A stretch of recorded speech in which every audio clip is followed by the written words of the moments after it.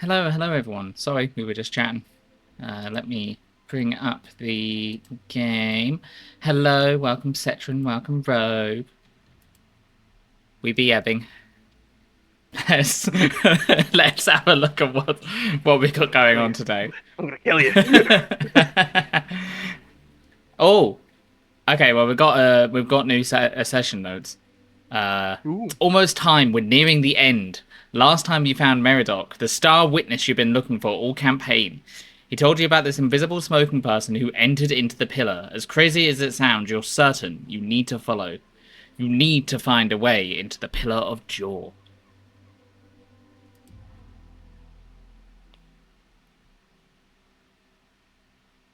Yes, get your points. So last time, I'll go over what you missed because this will be a nice. Well, actually, I could probably go over what happened in that session. I'm just trying to remember what started it. We You ended up. start by fighting a guy, a big troll, and pushing him off a cliff. That's right. Yeah, we started by standing near the wall. Then we dealt with a troll. Then we talked to the man in yellow. Then we discussed politics with him in a very whiplash conversation. We also punched him for somebody's honor. We also then proceeded to get a helmet, which I'm currently wearing, from a oh god, from a load of plants. We then went to into the snail ruins, where we confronted the person that was attacking us. That turned out to be Darrow's daughter. Was seemingly possessed by some sort of black smoke and was a warlock. Then we let them go. We proceeded to explore more. Oh god, I'm getting raided. Hello, hello, Auroras. Welcome. You've just missed the heavy spoilers, by the way, for Esoteric Ebb. Uh, watch out. Raiding and running, no worries. Hello everybody. Hello. Sleepy Cat Raid. Hello. Hope you're doing alright today. This is Esoteric Ebb. This is a Disco Elysium-like D&D game. And we are significantly into the story at this point. So, I do appreciate you all coming along, but if you don't want to be spoiled, then maybe close your ears and your eyes. Yeah, you might have to do your job, Cetrin. You might have to. But thank you. I appreciate the raid. If you need to raid and run, or if you need to go get any drinks or do anything else, feel free to. Yeah, I think that was. I think that was everything for my after I get raided things. I don't know. What else happened? We then explored further down into these ruins, where we had a look over some of these pictures of these snails. And we had a look into these doors which have been sealed that have been holding different things into it. We released a devil from one of the doors, but we didn't release a djinn from another one of the doors. And I Ah, think yes, that's pretty priorities. much everything that happened. Well, I trusted the devil more than I trusted the djinn. And I stand by that decision because I feel like I get more likely to get monkey pawed by a djinn, whereas a devil would probably be more obvious with it.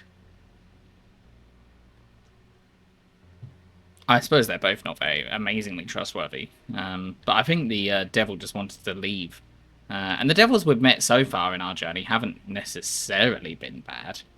Uh, so yeah, that's what's been going on. Uh, There we are. Oh, a Apologies, small I am a pipe. little bit tired as well, so I might not be 100% with it. But I wanted to stream this anyway because I need ebb in my life. We also looked over this map, which was a made by Ooh. the snail people that came before and pointed out different locations around the world. But there changes from around different areas over the course of history. Just D&D lore things, you know. Mm. So yes. But I hope Oh, you well, all I enjoyed recognize this Inscription. room. Yes, this was the room where we did the confrontation. I also went through that door by accident. Ooh. Because I cast a spell near it. I don't remember that being lit up before. No, I don't Oh, either. maybe I did. I have opened a seal since then. Maybe if I release all the seals, it will open what's... that's concerning. Yeah, I went into here. But I already took Oh. what was in there. Oh, but I kind of don't want to open all the seals. Interesting. I think whatever the black oozy weird substance is going to get activated when we go over to this ledge over here, so I'm going to avoid that for now.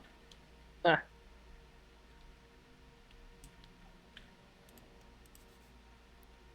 An iron snail-like door. You approach the round door. Upon the surface, a single piece of paper clings to the metal. This one, a crude drawing showing 3 creatures, a lion, a goat, and a snake. Classic It'd be chimera. nice to have a language that just shows pictures of what you're talking about. The symbols carry a deeper meaning. A seal, a prison, a warning. I like the goat. Which one do you like, Etir? The angel leans in. I enjoy the lion myself. It is a prideful creature. You also notice a crack in the door. It's small, found in between several large pieces of shells. You like the goats now? Yeah, it's a nice drawing. And I have no personal issues with goats and lions and snakes, though. Dangerous. Don't like that. I thought you liked catfolk. Catfolk are great. Lions, not so much. Now, can we leave this thing alone? I'm getting the creeps. You like lions, Atir? The catfolk of Ascani have always fascinated me. And I do not have the issue of Snell. Their architecture is beautiful. You should get a cat then, as a pet. It was illegal in Norvik, cleric. I meant the animal, not the folk.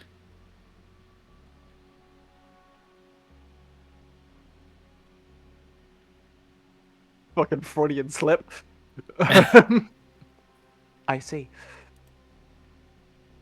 If I had time, then perhaps one day. How many eyes glare at you? I'm not racist, I swear. Urging you to do something or leave. Look through the crack of the crevice. You press your helmet against the crevice/crack, peering through the narrow gap between iron and stone. Darkness. Then, movement. 3 sets of eyes, glowing faintly in the black. One pair burns with amber fire, another gleams of an unsettling blackness. The third, cold and reptilian. All watching you. You pull back instinctively. Your heart pounding. There's eyes in here. Eyes? What? How many? Why on earth has why has the raid message been apparently? There you go. Sorry, I don't know why that was auto-modded. Thank you. Welcome, Sneaky. Sneaky? Smarties? Do you have a preference? You're super sus, I guess. Might have been repetition. It's okay, Cetron. Head mod, everybody. It's 3, not 6. 6? No, 3. 3 pairs. Oh. Yeah. 6, 3 pairs. Yeah. And I'm assuming they'll be attached to a lion, a goat, and a snake. I'm not sure if you're keeping up. Oh, yeah. Okay. Yeah, I am sleep deprived. Yep. And thank you very much for the follow. Do love a good old chimera. 6. This folks Three is what we pairs of call them. foreshadowing. The angel grip tightens on her blade. Interesting. Friend of my brother is a friend of mine. I appreciate it. Thank you very much. If you like D&D, you'll like this game. Right. That's not creepy at all. Oh, I don't have any options to interrogate it further or say hello to whatever's inside. Also, a tear in the background is having a bit of a weird vibrate. Cleric, I have found this wall very fascinating. I will come back to this later, maybe.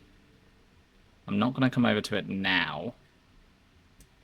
I want to see if there's anything more trustworthy to... That has far more seals. I trust that less.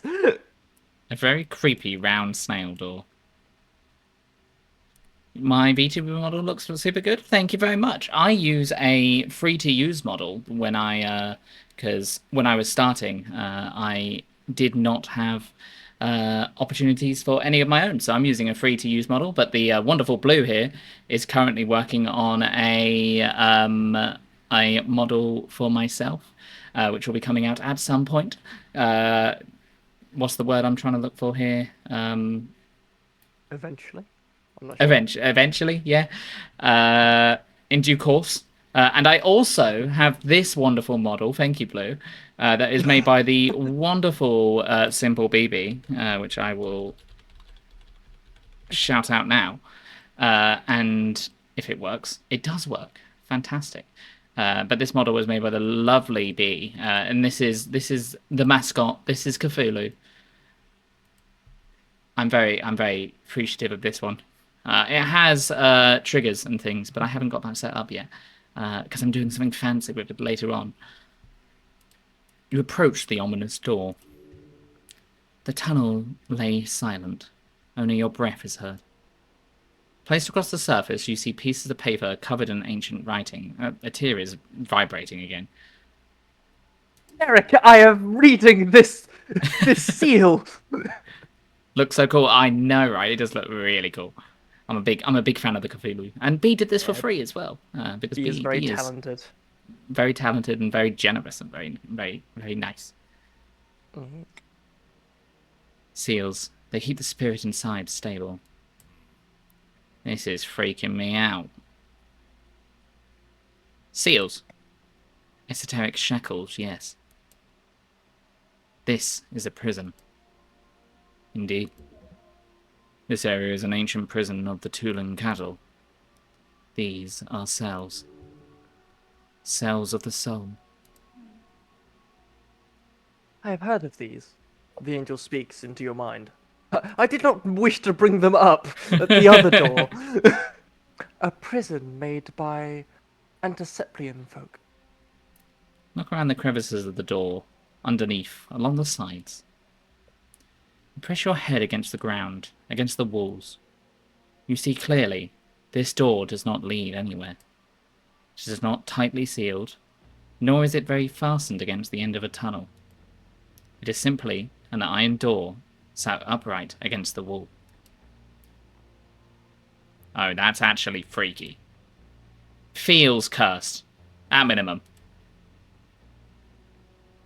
It is, in fact, a magical way of capturing creatures, not cursed. Sounds cursed to me. That doesn't sound cursed to you. It does not sound cursed to me. Well, it sounds cursed to me. Magical prison. Lost in time. Look at the symbols. You lean in, checking them closely. You do not know this script. However, it is most likely some type of seal, most likely in the snail folk's lost tongue. Talk into the door. Hello? Your voice echoes down the tunnel. The angel beside you appears to freeze mid-air, her eyes focusing on the iron door. Vibrating! It's also the music cut out, which is always ominous. Yeah. Then, after several seconds, you hear. Do you want this one?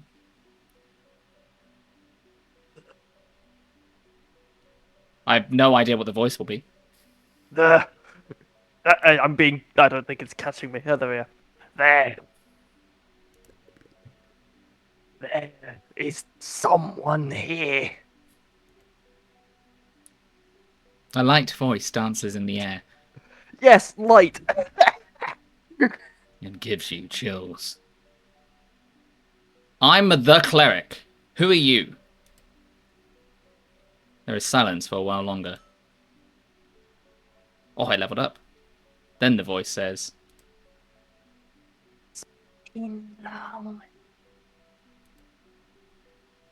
I see not. I feel not. Yet do you hear I? Oh, do I hear? You beyond the door. I have a favor to ask you. I'm the first voice you hear in a long while, and you want to ask for a favor? Yes. Bold. I like it. Okay.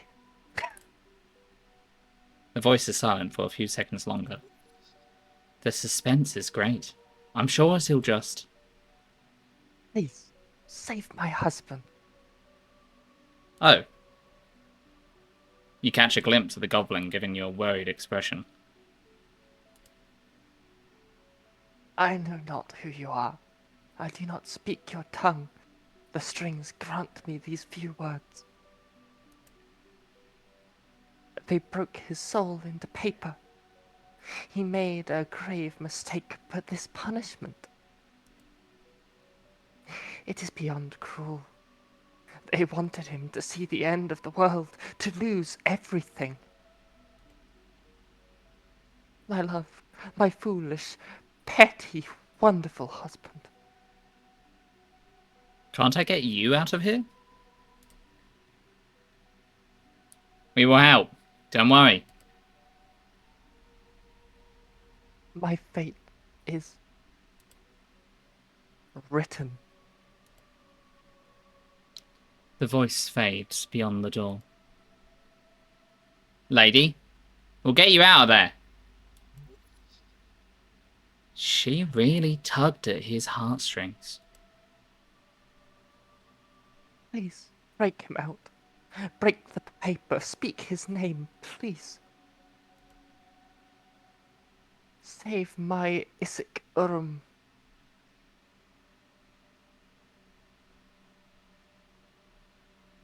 That's not a name that seems familiar for me, and years of you running D&D games, Blue, have made me think that's an anagram, but I have no evidence for this. Perfect. Blue often hides secrets in plain sight by putting them in their names, and then making anagrams out of their names for other names or other things. The pleading voice then stops. Lady? Hello? Nothing. Jeez. That was something else. I'm not sure I understand. A woman in distress. You need to help. There is no doubt. Yeah. Let's look into this. Right, it's here? We have to, Behind you, the angel is shivering. aggressively. Yes, she has been for a while. A glittering dust falls from her halo as it spins erratically. Celestial tears. A rare sight. Emotions from an instrument of death.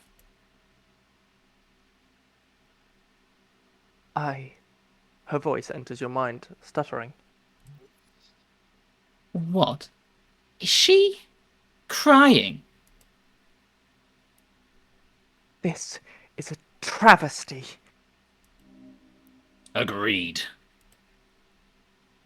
Her body shakes in the air.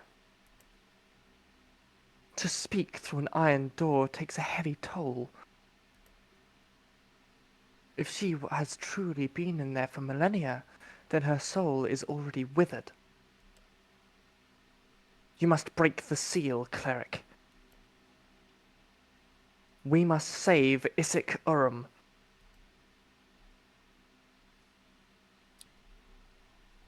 It did not at any point imply that the person inside is the person they're talking about, though.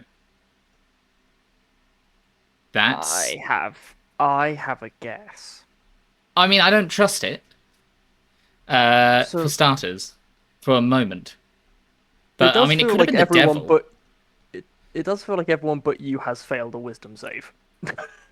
Yeah, but we didn't even get... Well, I suppose it could have... I mean, it could have silently rolled something in the background. I wouldn't put it past the game. But we didn't get any checks made or anything like that. No, I'm wondering if We do have high that's wisdom, so maybe it did. I'm Yeah, wondering look, I if mean, the that's strength has DC, the charisma has DC, yeah.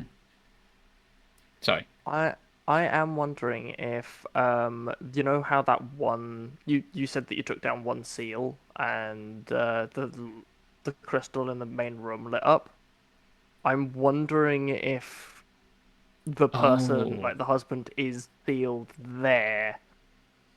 So you have to undo all of the seals, speak the name in the main hall, and then it'll do something.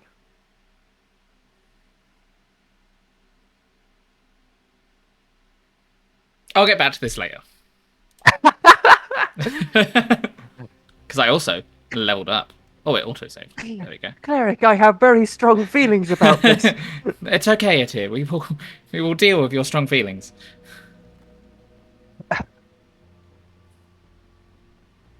Con makes most sense. It's an uneven number. That doesn't necessarily mean anything. I mean, I like my wisdom and charisma focus. Dexterity is generally good. I wonder if this will... No, this is flat. This isn't without all my extra stuff that's giving me changes to my ability scores. Damn, I should have looked at my scores beforehand. I cannot go back. Okay.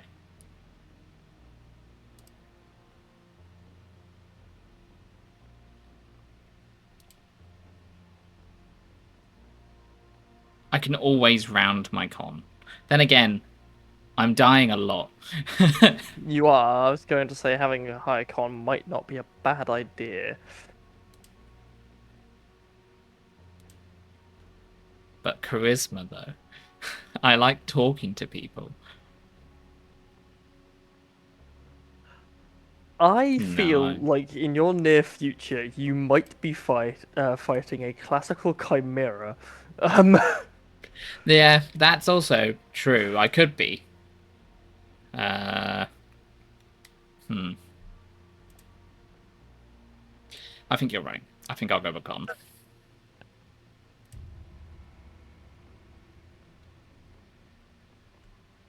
Did I not get anything else? Have I hit the cap? No, I've got more spell slots. Yeah, I did. I also have potential other feats to add. Cleric, is Which I now might really the do. time? Yes, I must be introspective at here. Now is the time!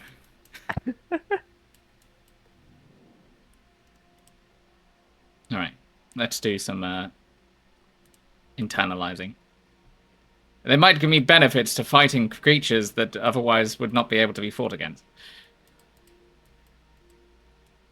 I imagine it'll be classified as a monstrosity for the record. Election reek. Let's go.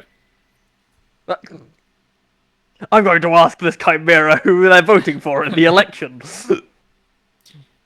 You have expressed some opinions lately. I have. Now you will listen to true reason. You see what all of this has been is an opportunity.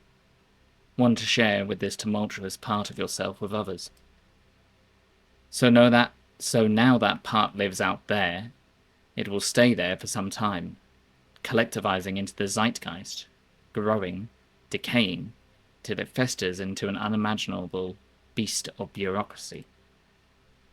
That, in its nature, is an election. A general election of leadership and governance. It is, of course, a complete farce. Why is it a farce? Because no one seeks answers. Only power.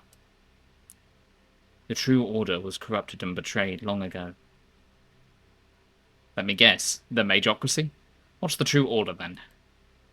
During the Arcane Era, it was men who rose above all else.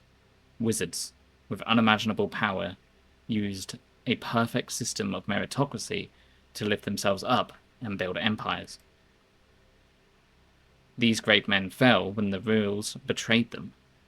Their powers stifled, their minds corroded. The Coast War was bloody, and sealed the fate of this order. I assumed men was in the sense of mankind.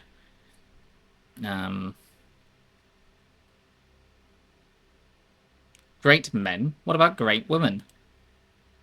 It's not as simple as that.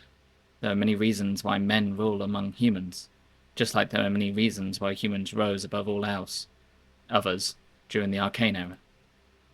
One day you will tackle this topic, thoroughly, with statistics. It is not this day. Why do I feel the need to ask strangers about their voting choices all the time? Because of your intellectual curiosity. Keep asking. Eventually their weak facade will fall off. The truth being only a disappointing allegory for mortality. The search for agency, for meaning. You know it well. No. What you do is seek support. Your brothers and sisters have different thoughts than yourself. You wish to mingle yours with theirs. That is healthy. You asked to tell, to share the knowledge. Norfolk is for the Earth folk. Humans must come first. This is your city. You asked for lots of different reasons. Number one being because democracy is exciting. The new world is exciting. Vote Free Strider, March the 27th, 27 PE. Oh. I'm making a decision about what to vote for. Already? Oh. Attempt to ask yourself, for real this time, what should I vote in the election? And Mika's helping me with this. It is not enough. No. Asking such questions is not valid. For democracy itself is flawed. But how, exactly? If you need to ask, then you are not ready to learn. Well, I will do so again, because I have these. I have 30 of these. I'm going to do the same check. I must know the answer. Yes, Meek help, yes. Yes. Meek, I need you to really focus this time. Yes. Ask. Do this. Receive an answer. But do not regret your inquiry. But seriously, what should I vote for? Ask your intelligence. Being blunt is healthy. As such, you should listen to the following well. There is no good choice here. None whatsoever.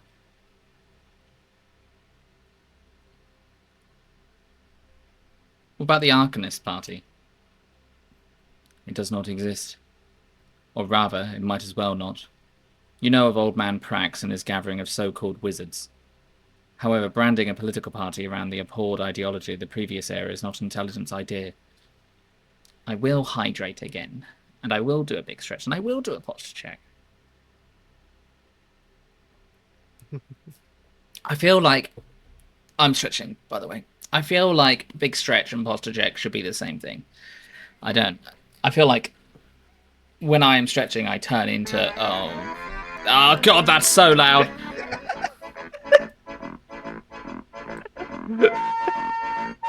Well, I've definitely checked my posture now. Yes! Thank God that's turned down Thank you, for Sneaky everybody. Smarties. You allowed me to sneak it up on him. Yes! I had that. I had my media turned up because when I raid, it comes through on my media outlet. So I had it turned up to max. So that was loud. That was really loud. Yes! I'm awake. I'm awake.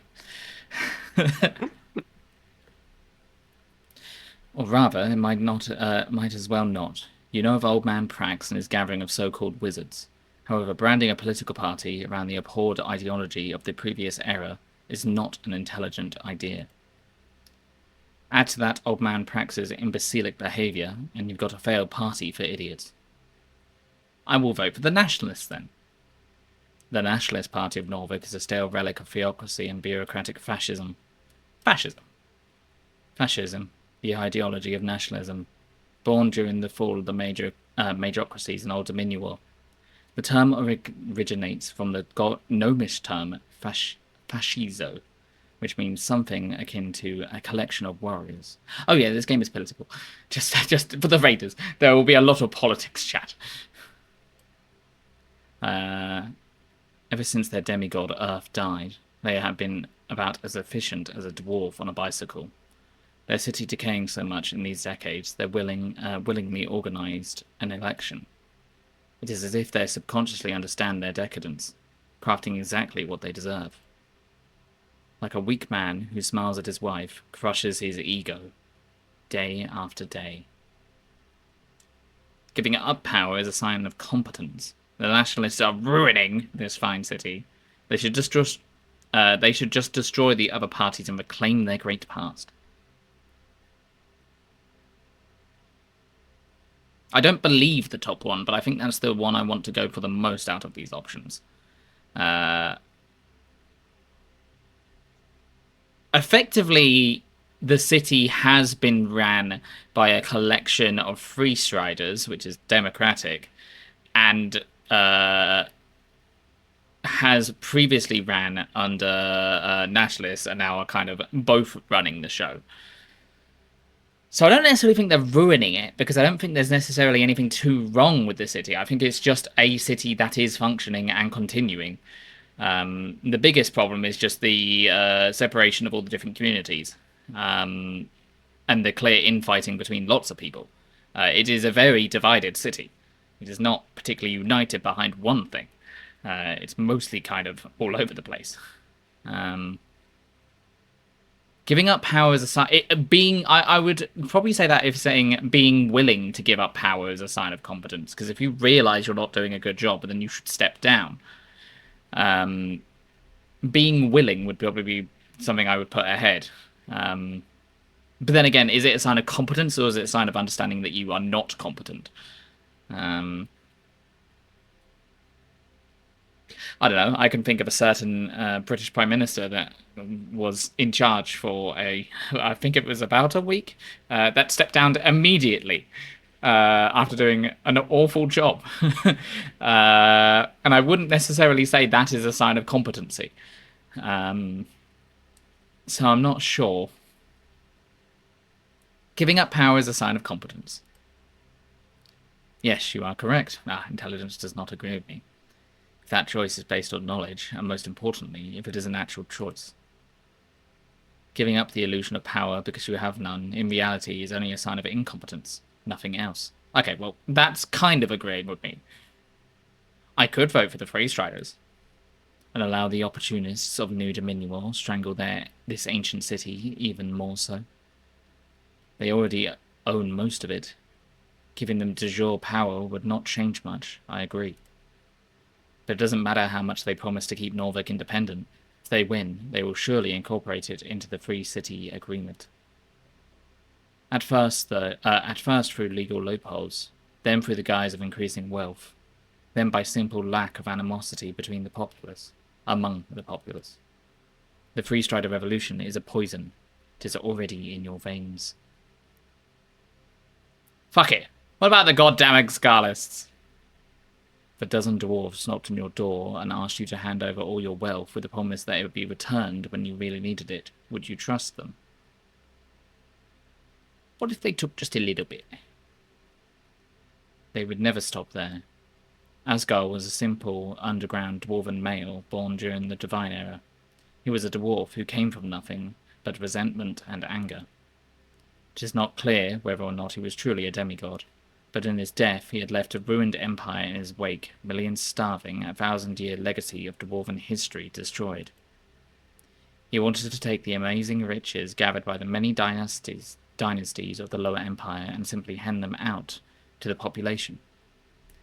An idealistic revolutionary, some see as precursor to the Freestrider movement, but in comparison, miraculously, the Freestriders look somewhat competent. The dwarfs beneath Ascani never recovered from Asgard. Today, his followers are known as exiles, since they are not allowed to even mention his foul name underground.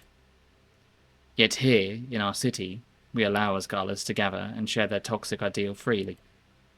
We are lucky they do not have the same kind of backing the Freestriders have. That would be the end of everything you hold dear.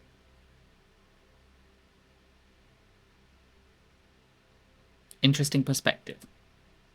It is the truth. Nothing but the truth. Interesting theory. Interesting theory. So I shouldn't vote at all. That is up to you. It would certainly be cowardly to not make a decision at all, and might even anger many, although being apolitical would certainly allow you to circumnavigate many disrupting situations. Truly, it is up to you. Though remember, it is an intellectually dishonest to take a position of neutrality due to fear of saying the wrong thing as it is to take a position for your own gain. A true genius speaks true, listens, then speaks again. Interesting. I was about to say, for a split second there, it sounded like intelligence agreed with my worldview, and then they called me a coward. Fair enough. Well, I suppose it's not quite the Not same, necessarily. but yeah. Because you've explained your kind of own I was gonna say apolitical it's not opinions. for fear of saying the wrong thing. It's just No, it's not for fear of saying the wrong Yeah. thing. It's the fact that you've looked at everything and you've said, I don't like any of this. Yeah.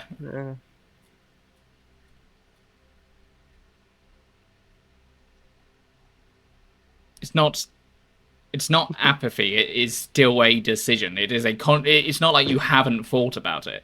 You have considered it, and you've gone, nah. I'm not. There's like I do agree with intelligence. I don't think there is a good choice here. Arcanist Party is dumb. Rule by those who decide that are the most intellectual and powerful is great, but it is the people that are elected to, or not elected, but chosen within a council to be the most intellectual and powerful, is in itself can lead to situations where the most intellectual and powerful people do not get elected because it is in the best interests of the other people that are. It's just infighting, is what it is. It's just multiple different families infighting amongst each other. Which is not a society to run. If we could live in a society where the most intelligent people did run things, then maybe that would be a good thing. But it's never I don't think you're ever going to be able to overcome human nature with wanting to have control. It's impossible to get into that scenario. And at what point does the most intelligent option become a dictatorship? At what point do they suddenly go, oh, wait, hold on. The most intelligent thing here is we just put all the power into one person's hands and they can have the most power and make decisions by themselves. Because they are the most intelligent, clearly. And intelligence can be measured in different ways. It's not necessarily... you have emotional intelligence and you have intelligence as in, I know a lot of shit. And then knowing a lot of shit does not always mean that you make the right decisions. Sometimes things do need to be made from an emotional perspective, especially when it comes to moral conundrums and things like that, which political leaders have to deal with every day. Do I let these? I have a situation where I save 100 people, or but I have to let 10 people die. Like those sort of situations. You could look that from a pure numbers perspective, or perhaps you would have to look that from an emotional perspective, and would give you different insight into it. So I think a society ruled by the most powerful and clever isn't a good thing. The nationalists would make, from what is being portrayed for in game, would make a human-centric city for humans, which I don't think is a good thing, because I think this city thrives off of the multiculturalism within it. I think the people that we have seen working together from the multiple different races in this city have thrived by working together. And that's one thing that the Freestriders definitely have going for them, is they have no problem with any of that as long as it serves them, as long as it serves the company, as long as it serves capitalism. Which ironically leads me to freestriderism in a weird way. However, the problem with freestriderism is it ultimately goes up to the capital. It ultimately goes up to what is the best in terms of money, what is the best here in terms of making a profit. Now, as long as your interests align with the best interests of the city, then that can be a good thing. But we only have to look at the world around us to know how that can also be a bad thing. Yeah. Gonna say. Are we having some political talk that could theoretically be applied to real situation in the world? Yes, we are. We are chatting politics. It is Ebb. I mean, we're speaking about it in this fantasy setting, but it will apply to real life. And if anyone has opinions, feel free to say so. But yeah, that this is the Ebb streams. This game is very political, so. I think the biggest problem with Asgarism is it would fall into Stalinistic like communism. I don't think at the core of Asgarism is necessarily a bad thing. It could be either equality or egalitarian, depending on what direction it goes into. I feel like it's more likely to be equality than egalitarianism. And I also feel like there is, if the nationalists are saying certain things about this city being only for the humans, I feel like the Asgars would say, well, this city is only for people like us. They would be saying they are mirror opposites of, they are mirrors of each other. I feel like they would also be like, well, if you don't support our opinions, then you are not welcome. Then the city is not for you. Yeah. Whereas ideally, in that sort of situation where they're presenting into it, doesn't matter what your political opinion is, you would achieve the same rights as everybody else, and everyone would have, like, you know, kind of the idea of a basic services and life. But the wealthy would have to give up a lot of their money, and that would have to be spread out. From what they have said, if it falls underneath communism as they have described it before, or socialism. So I'm not. I may not have opinions of my own, but I at least reflect other people's opinions. Fair enough. Having lots of absorbing other people's opinions isn't necessarily a bad thing. No, I would never really turn away what other people would have to say to me about anything. I would at least listen to them before being like, well, this is my opinion. I try and take it in as much as possible because I could be wrong. And often I have had situations where I've had to tell people about specific politics and they've said it in a different light, and I've been like, I didn't think of it this way. So I think talking about these things does help.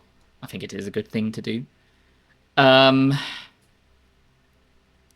I think if I lived in this world, I might have spoiled my ballot. Personally. Maybe. I probably would either... The two that would speak to me the most would be the Freestriders or the Asgalists.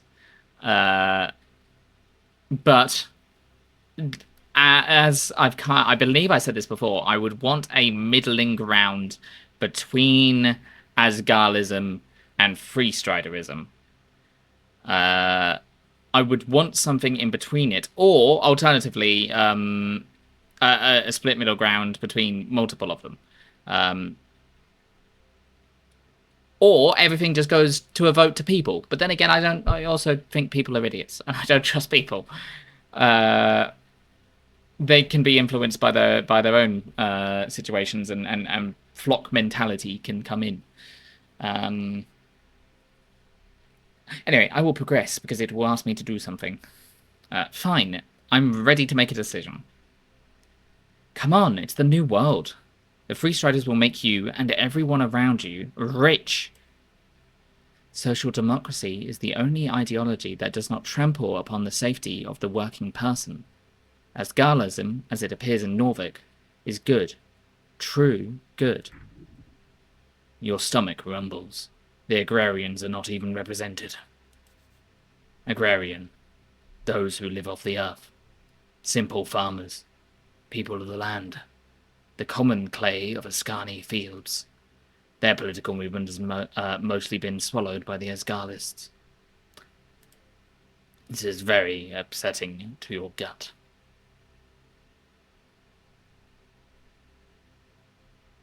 Tell me more about nationalist. Humans first. Follow in Earth's legacy.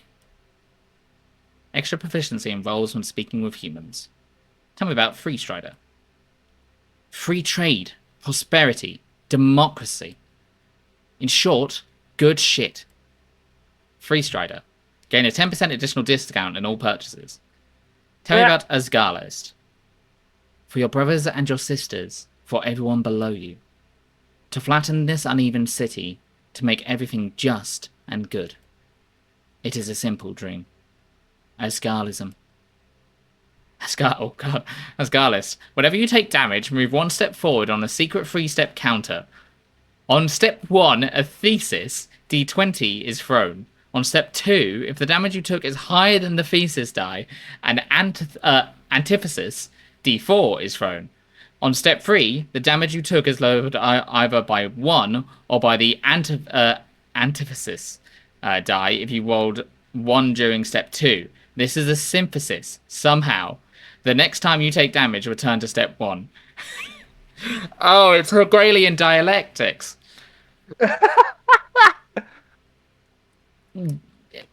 Yeah, it's Hegelian dialectics. Original point meets second opposing point. Together they come together to make something newer and better. They absorb the 2 points together and come with a new meaning. That is the idea of Hegelian dialectics. To a very basic version of Hegelian dialectics. Oh, what the fuck? Yeah, what the fuck? It's a horrible mechanic. I also think it betrays that. Hold on. Move one step forward on a secret 3-step counter. On step 1, a thesis d20 die is thrown. So it doesn't say what the DC is though. On step 2, if the damage you took is higher than thesis dies, an antithesis d4 is thrown. On step 3, the damage you took is lowered by either by 1 or by the antithesis died if you rolled. I think this is trying to say that doesn't really. It is very complicated and very difficult to get correct. By the looks of it. You want to know what it actually does? Step 1, you take damage. You roll a d20. Step 2, you take damage again. If the damage you take is higher than the first d20, roll a d4. Step 3, your damage is reduced by a number equal to the d4. What's the likelihood of that succeeding? Considering considering your health is currently barely more than 20 in general, it's likely that it would help you maybe once in a combat, and that's maybe. Yeah, I feel like that is probably designed like that thematically, by design. Yeah. Make your own political party with blackjack and hookers. If only we could. Actually, that has been an option that has been presented to us before, but it is under the Wizard King route. Everyone thinks they would be better. On a side tangent, everyone thinks that they look at what's happening and they go, I could do a better job than that. But in truth, it's probably infinitely more complex than we think. And we probably, most of us, laymen, most people would probably not have the capacity in order to actually do a better job, unless we really looked into it and thought about it. Uh, I think it is interesting that a lot of people have that idea that they could do better, and I think that is probably I probably mean, just frustration mostly. But I think ultimately, most people will always look at it like that. it's also down to the fact that if you have a baseline knowledge of something, psychologically, you're going to think you know a lot more about it. Once you know a lot more about it, you realize all the shit you don't know about it. The Hmm. problem, like, yeah, no, someone's shouting at their TV that they could play better than the fucking professional football players are wrong. In the same way that, like, the layperson shouting at the politician saying, I could do your job better, are probably wrong. But the issue is, I think there is a level of dissatisfaction of, at least on the footballer, you can see a lot of what they're doing. If you actually think about it, you can look at the stuff they're doing and go, they are physically fit, you can tell what they've been training for, and you can see that they are better than the average person at playing football. Politicians do a lot of their politicking behind closed doors, and the shit they say out in public Yeah, we don't know how the is sausage gets bullshit. made. Yeah. Yeah, like they're Yeah, I lying. mean, being a politician is effectively half of your Yeah, job is being charismatic and lying to people and hiding things. yeah. The other half of your So job is actually trying to do things. it's quite easy to look at the lying bit and go, well, they're not doing the shit that they say, therefore they're shit at their jobs. Whereas realistically, they're the side that you interact with is the side of them saying the shit to get you to vote for them. They're actually doing their job relatively well. The problem is they then don't do the things that they said, so they've betrayed the people that have voted for them. You. Yeah. So you're And sat there like, well, if I said that, I'd go through with it because you're not a politician. You're an actual I person think who has meaning to their words. ultimately, when we look at things with in regards to politics as well, and we look at them and say we could do better, we forget that part of being a leader of a country involves in keeping the key people on your side. Otherwise, you will no Yeah. longer be the leader of that country, either through violent insurrection or through just losing the. If you're doing it in a democratic thing, just being voted out by your party. You need to The keep fact that people you that's an if disagree is with worrying. and people you agree with on side. Otherwise, they will kick you out. Recently, nearly had this with Keir Starmer, as there was a leadership bid against his leadership. It didn't go through. I don't think. But in the UK, if the party decides you are no longer fit for leadership, they can make a leadership challenge. At that point, they will elect a new leader within it. If the current leader wins, then they continue to be leader. If they don't, then it's all voted again, and then we get a new leader that we didn't elect.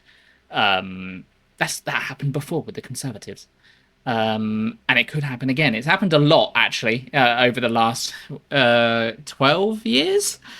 So yeah, if you can't hold the keys, then you don't succeed. I would say if you really feel strongly enough about being a politician or thinking you can do better, go into politics.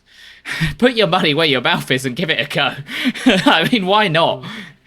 If you really feel that strongly about it, then why not? What the fuck? It is quite simple. Essentially, you must perform a three-step process of crafting, meeting, and unity. That is how we grow. Tell me more about Arcanist,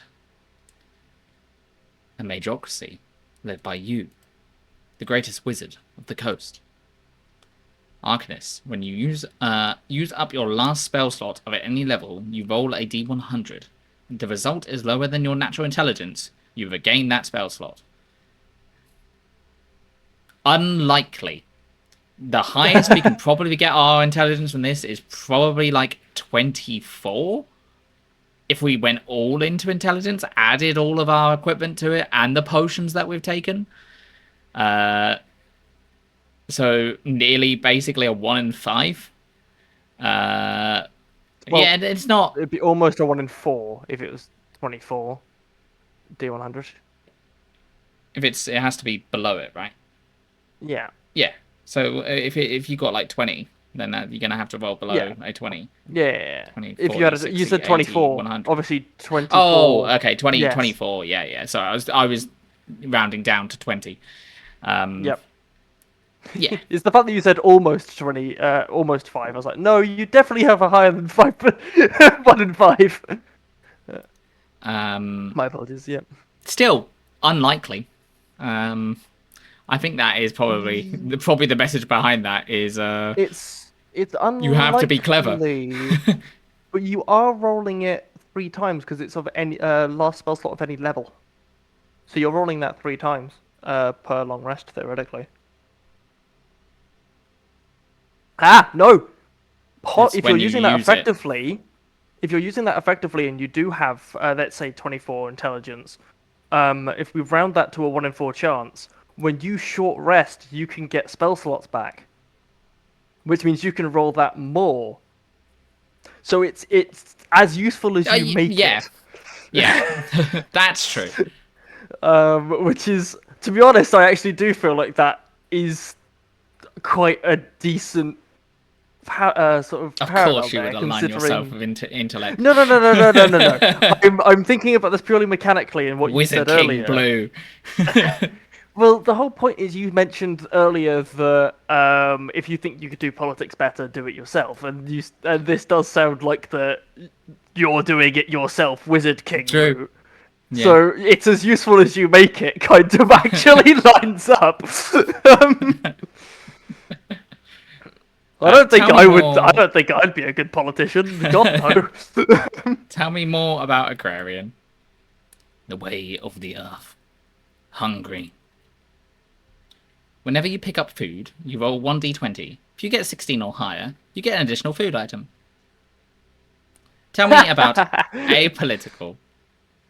Objectively smart. Be whatever you need to be to win.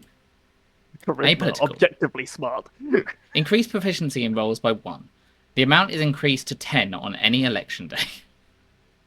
Increase. Okay.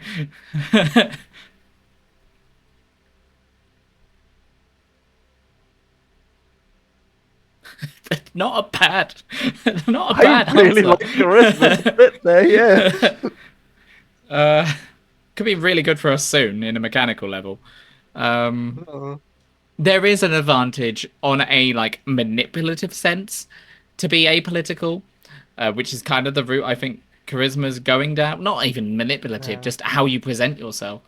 Because if you present yourself as apolitical, you're not going to piss anyone off. You might annoy people by not saying by just kind of opting out of any conversation by saying I'm not part of this. But it is a way of being nice to everyone and appearing like being somebody that everyone can go to talk to because you're not going to voice it. And that's not any tea or shade to anyone that's apolitical, Blue. But it is an interesting strategy. I'm ready to make a decision. It rumbles. Okay, and I need to make a decision. I had to vote in this election right now. Who would I vote for? I hate this.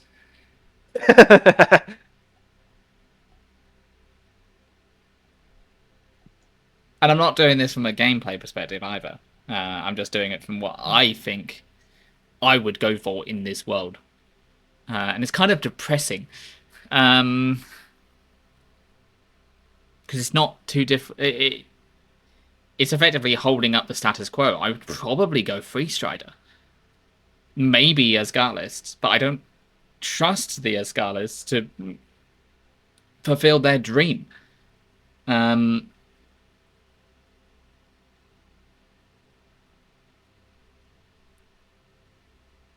Yeah. I want a middle. Okay, so I consider myself to be left on the political spectrum, but not as left as a communist. I wouldn't consider myself to be a communist.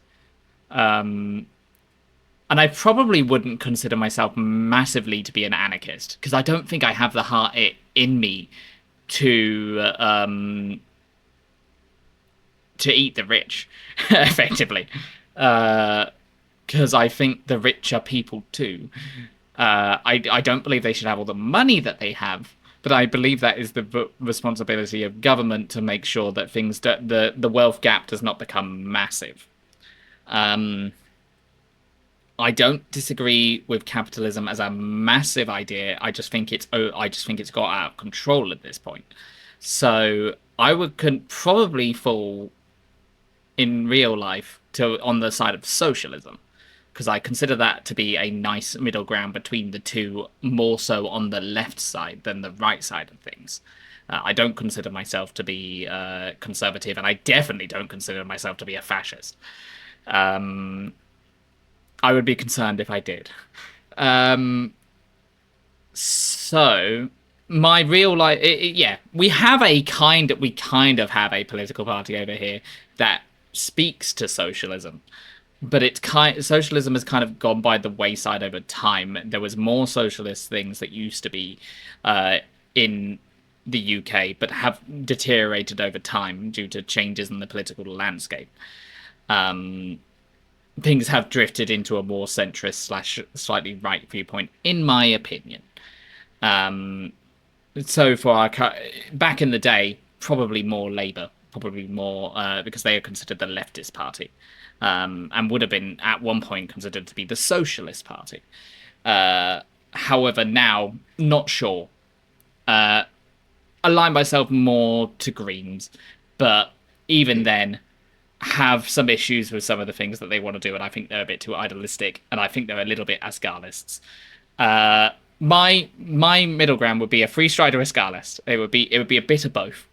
It would be somebody that could understand how the current systems are at play, but know that there are faults with the system, and there needs to be more things put into care and community and socialism and rights for more people on an equal basis. So I'm going to pick Free Strider, and I'm going to hate myself for it. Hells yeah! You feel a great deal of knowledge from dealing with this burning question in your heart. Good talk. Good chat. That was a big one. Let's do something else. Actually, I just paused ads, so let's do some inventory management. Merrick, I still want to release this woman's husband. What are you doing? You've been staring up into space for half an hour. Don't worry, I'll be doing it again in a minute.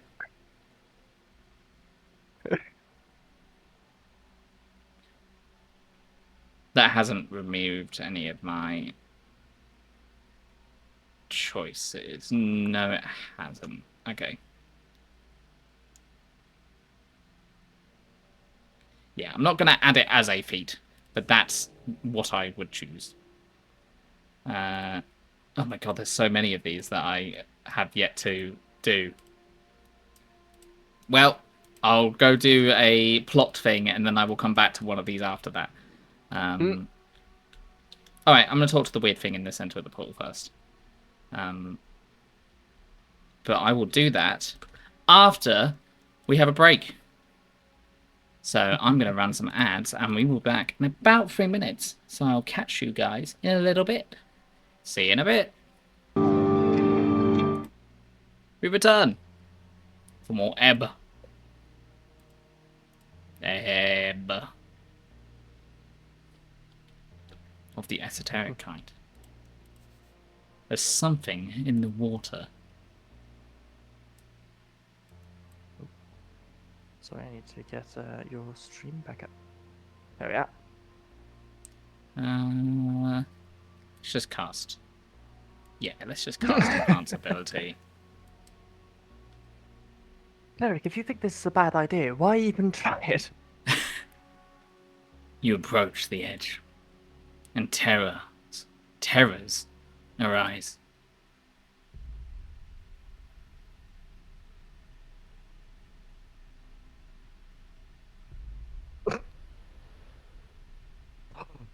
I didn't know you were in this game. The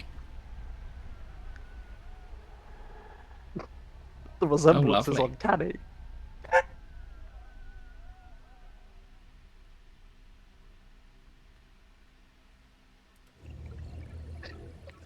Fucking grin. Do you want Oh. this creature, or do you want me to do it? Uh, I feel like it's, do you want to do it? I mean, it is on brand for you. I'll do it. Oh, God. Just do a really high-pitched voice. Completely ruin the tone, right? Hold on, let me hydrate.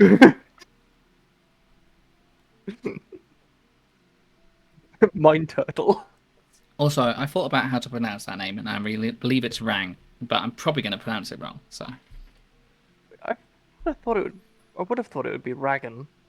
It could be Ragan, but I think Rang... Hold on. What does the internet say about this? Oh, it's the first thing on the Esoteric Ebb Reddit page. How do you pronounce Rang? The cleric! The cleric. I don't have an Yes. opinion of pronunciation. I'm apolitical, you see. Yes. Very helpful. I do see a Ragan. With a non-rolled R at the back of the mouth, almost in the throat, but a Swede or Norwegian would say Rang with a Wow. slightly rolled. That does not help me. Ragen. No, I The game kinda. developer is Swedish, so I assume that's the way you pronounce it. Oh, it is Ragen. Okay. Ah, cool. Ron. Ragan. Ron. Ron. Everyone's saying it's slightly different. Yeah. It's probably fine. Ragun. Yeah, they're different. Let's go with Ragan these Ragun nuts. because it's easiest. How dare you? Hello, Ragan. The more below. You hear hyperventilating coming out of the goblin.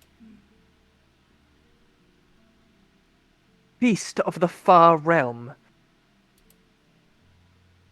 She looks ready to strike.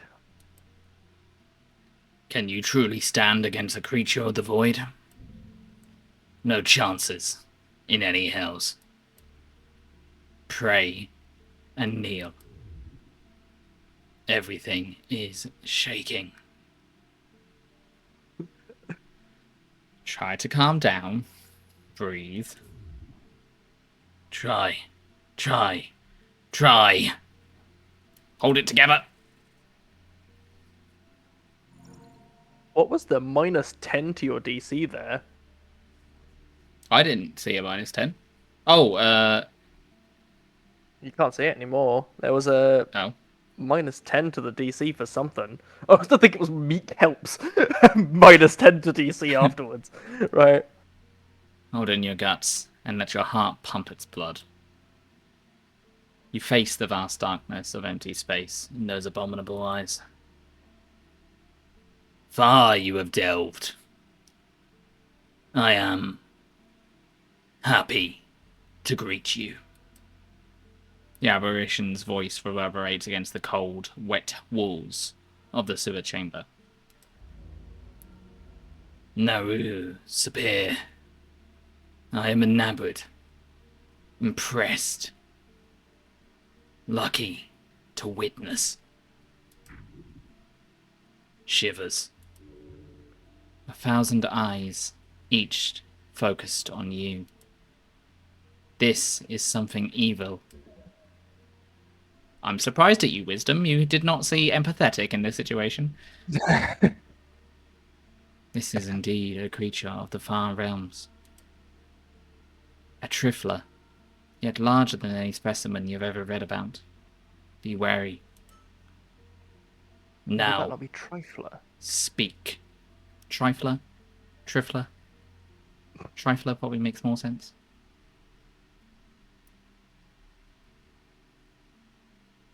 I have some questions for you.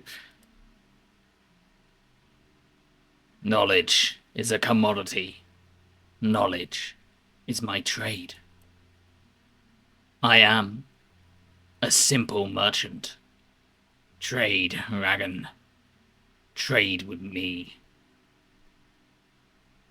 What are you voting for in this upcoming election?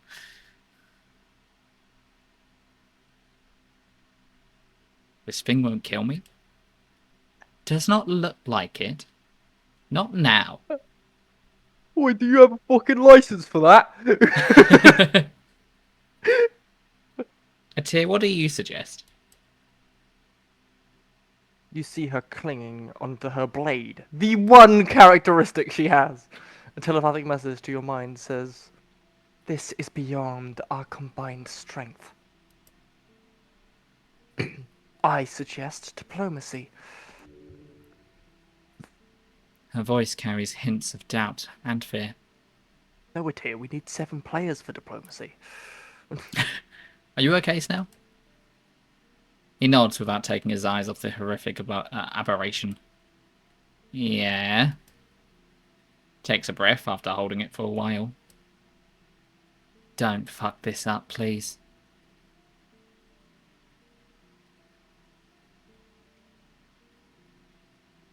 I have to pay to ask questions?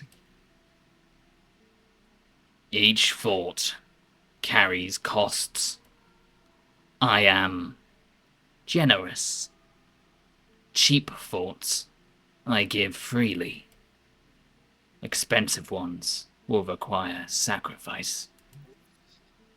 This guy is clearly aware of how incredibly ominous he's being. He is very much messing with you. What are you? I am the other which is beyond. Not the big other that you keep close to your chest.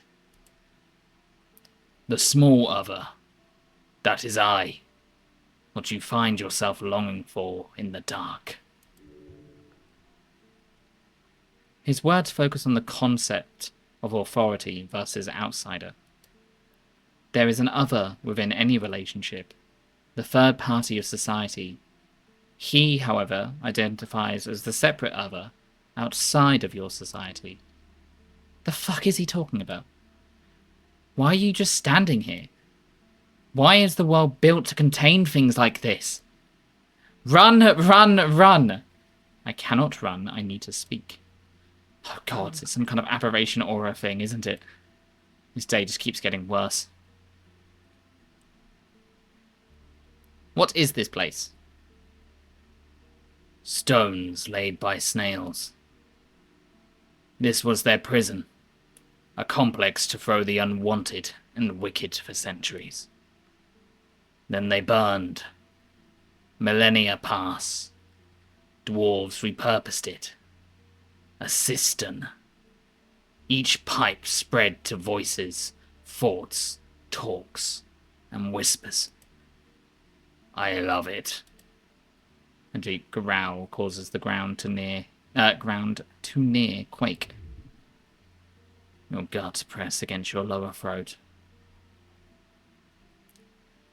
Do you have a license for this, Paul? The maw widens slightly, a few painful long seconds after you finish your question. I have never been asked this question. It's important to check with the local government for stuff like this. It lets out a low, chuckling growl, along with the answer. Yes, Ragan. To answer, I bought a delve and prospecting license under my legal name in 501 AE. Oh, actually? Yes. The paperwork is archived if you require it. I can get it prepared within 5 to 7 office days. Fuck. It's fine, I just wanted to check. Consider it checked. How bizarre. Well, at least he's on top of his paperwork. So I went back in stream and I found you had a -10 to the DC to steady your breathing because you got information from the roots. Oh, the thing that lies in the pipes that we talked to it about. Yep. Yeah. And also Meek did not help you. Oh, Meek.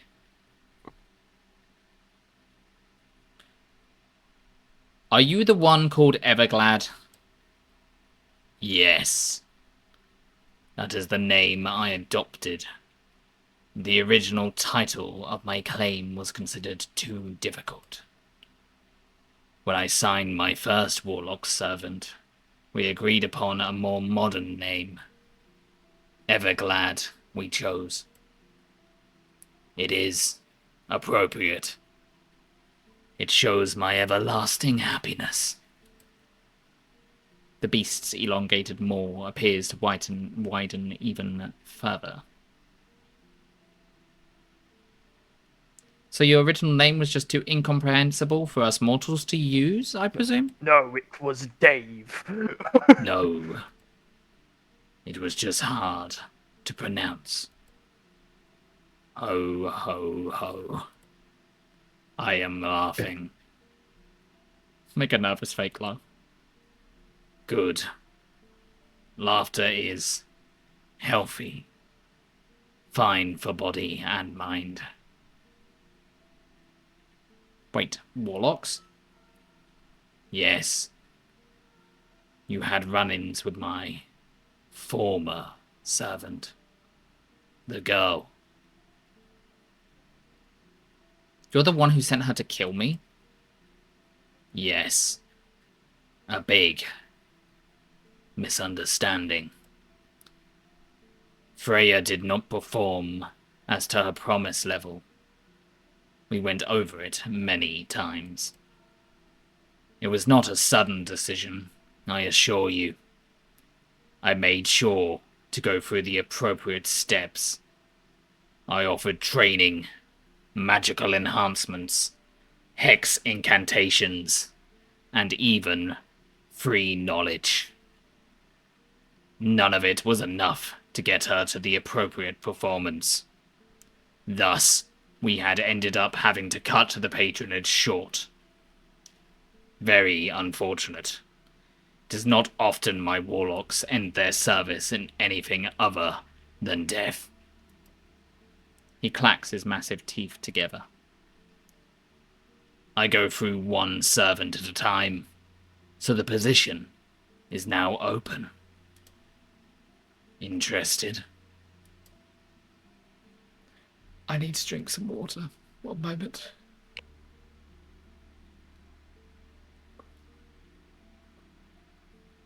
I chose a difficult voice that hurts my throat. Well, just make sure you don't drink from his pool. He has a license for it.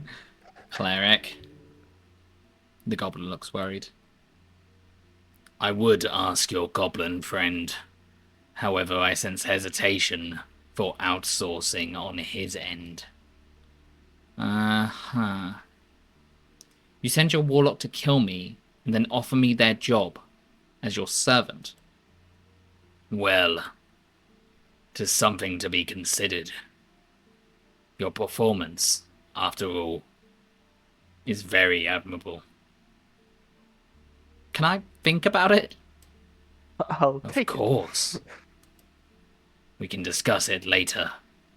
I do not wish to push you into anything. I offer nothing but the best of terms as a patron of the dark. Could be cool. By the gods, do not. You haven't explained why you tried to kill me. That is correct. Why did you try to kill me? Such knowledge comes at a price. The monster's eyes focus on you. There are many things I know. Many things I know you want to know. My trade works as such. You tell me a secret which I do not know. I then grant you access to knowledge beyond yourself. A fair exchange. Free trade. You sure you're not a free strider? Not quite. No. Though I admire their propensity for intrigue. The tentacles writhe around the cistern. It goes like this. You hand me a secret. I value its depth. I grant you knowledge in return. A fair trade is offered, I assure you. How can I trust you to deliver? It's more open slightly. The darkness within stirs the bottom of your innards. I have no interest in your demise. That much I can say for free. The monster then stares at you, waiting to be fed a secret from the crevices of your mind. Oh, that's a big question and something we need to know.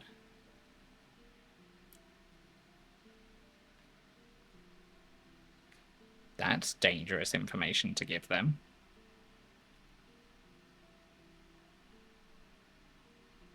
Are you illegally influencing the election? If I sign your contract, what boons can you offer me? I want to sign a contract with you. Can you tell me more about yourself? Attack! Thank you for your time. What secrets could I possibly give this thing? That is a question you know well the answer to. Can't you just make something up? How's this guy gonna know the difference? The creature will know. What you want here is just for him to tell you why he is trying to kill you, right? That's the main secret, yes. However, do you have what it takes to actually share a deep part of yourself with this abomination?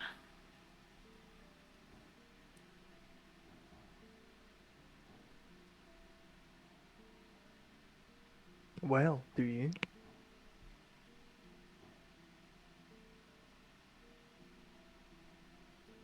No, my flashbacks.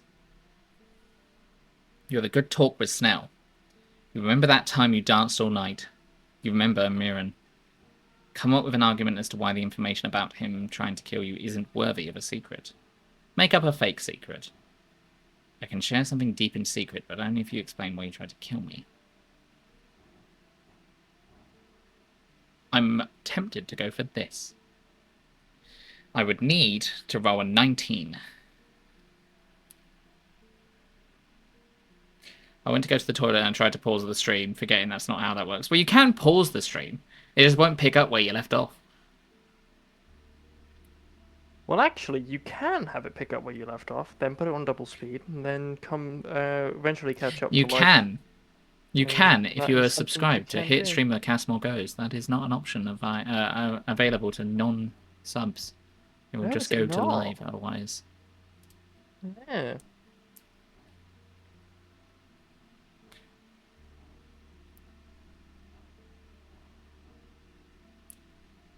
I'm gonna click this. Wait, hold on. No, I don't. Wait. No, I've got advantage, but the lower. Oh, I have a +3 and a +4. No, I have +4 in total because I'm under the effect of enhance ability, so that's +3. So I've got +4 in total. So I need to roll a 16 or above. 16. Yes, or above. I have advantage on the roll, and the DC would have been 28 had I It's not lowered about a it. 50-50.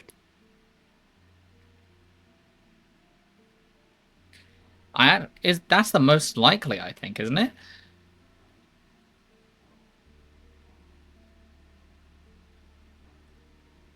No, these are +5s. I think I need to roll a 16 if I've understood the tooltip correctly. I could just next time ask you to stop for a while and not speak / discuss anything till back. That's essentially the same. You could, but I would not respect your wishes.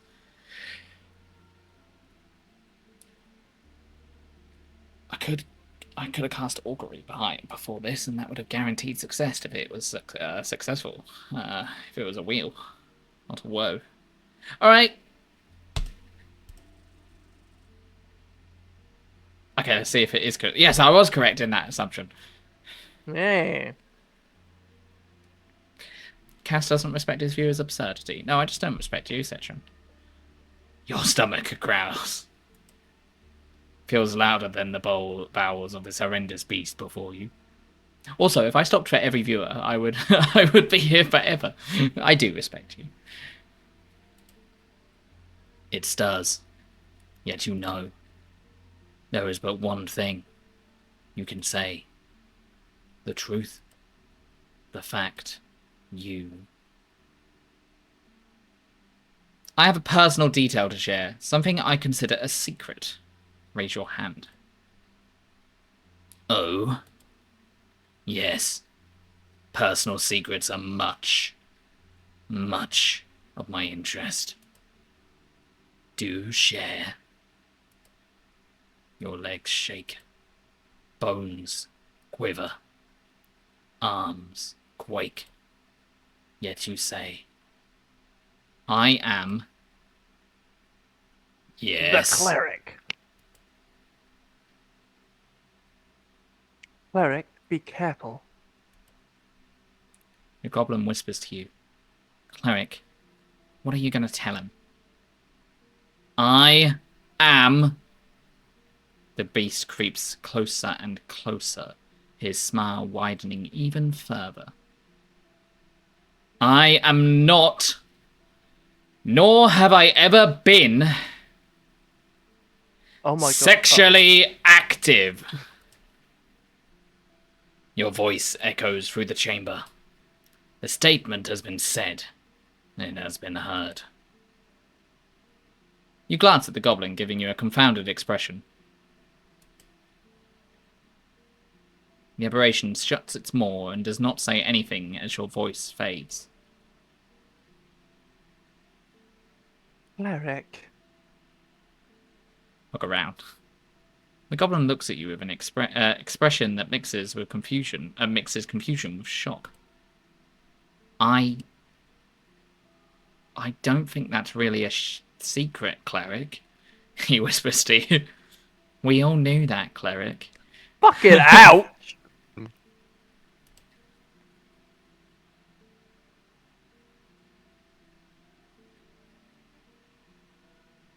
Why did you say that, cleric? Secret. Of course it's a secret. The angel lowers her head. I am sorry. I did not realize that that was a charged statement for you. From my perspective, there is nothing strange about that.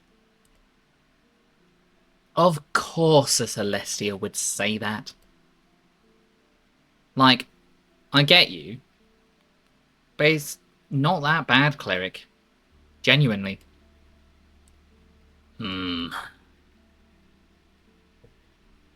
I don't know why a tear has this as their beast thing, but there you mutters go. to it. I mutter to myself. Interesting. Just stare at the beast. Not the fact itself. Your virginity is obvious and not interesting. However, the fact you believe it to be a secret is quite a piece of knowledge by itself. I will gladly accept this from you, cleric. He curls his tentacle around the edge of the pool. And thank you for sharing. The telepathic voice of the angel enters your mind. A risky play, yet a good move. Well done. Simple, basic, bare-earthed truth. So I win? You don't win anything. This is a trade. The beast lets out a growl. A trade I accept. This knowledge I will stash deep. In return, you shall be given truth. I can't believe that worked, but hey, He gives you a thumbs up. None of them judge you. None of them laugh. They don't care. That's, right. Didn't expect that. Does not matter in the end. Even if you were not a man of the cloth, it is difficult to find connections in this world. There is nothing shameful about celibacy. It's more the involuntary form that's annoying. Now. Did Charisma just say that the cleric is an incel?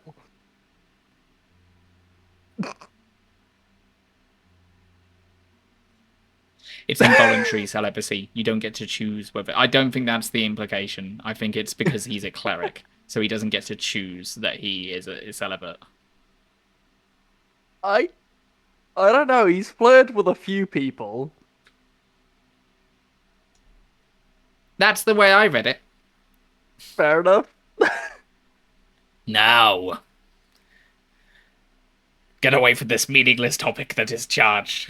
You wish to hear why. Why you sent your warlock to kill me? Lets out a grumble and squints the many, many eyes. Let me tell you about the Blood Tongue prophecy. That sounds ominous. A night, dark as ink. Some years past, a young scribe is overcome with maddening visions. On the morrow, the writing is recovered and kept secret by the council. Yet the whispers of its content reached me nonetheless. I will not share its contents in full, as that is an all too valuable secret, but I shall share this one passage. Scent of Ukul, midst flames amiss, loyal death upon the day of suffrage consumed, laid at the feet of necromantic doom. 1,000 clamours for iron's wrath, all wrought in sunder, trove beneath stone. There's time itself as witness, standeth mute. First by west, south, east, then north. An esoteric error marked forth. Sounds like divine era scripture. The words of fate. Ukul leaves?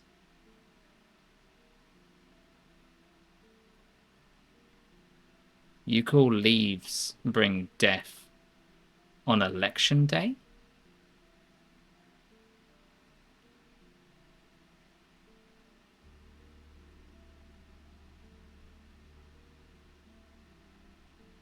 Necrotic like necrocracy. Necrocrack. Like necrocracy. Yes.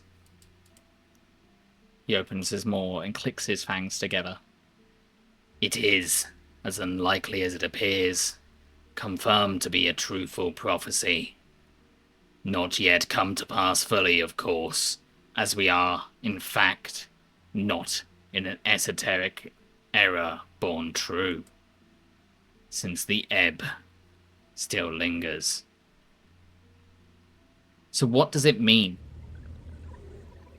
I wish the ebb to end. I saw in this prophecy my part to play. I saw the truth I could create.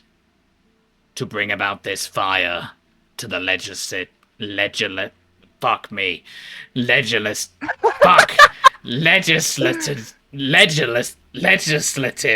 mass. A plot brought by the Mender's followers, the Ilium elves. Do you have any idea, cleric, how hard it is to pronounce words while smiling this wide?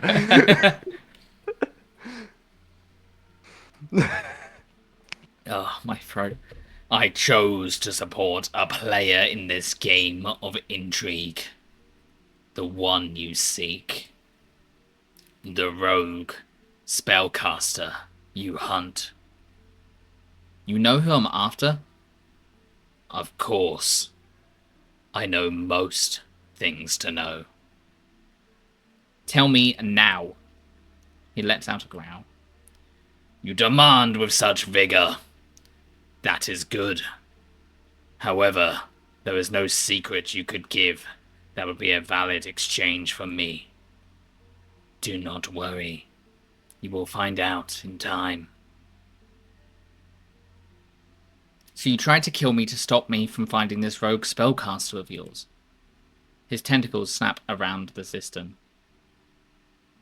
Freya was to destroy this government cleric sent to investigate. To make sure the prophecy was given the space it needs to breathe. There was no doubt in my mind of this plan of action. Until you stepped into my chamber here. I see more than truth in you.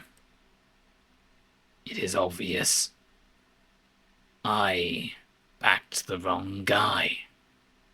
Now, I will look upon you instead. Dragon.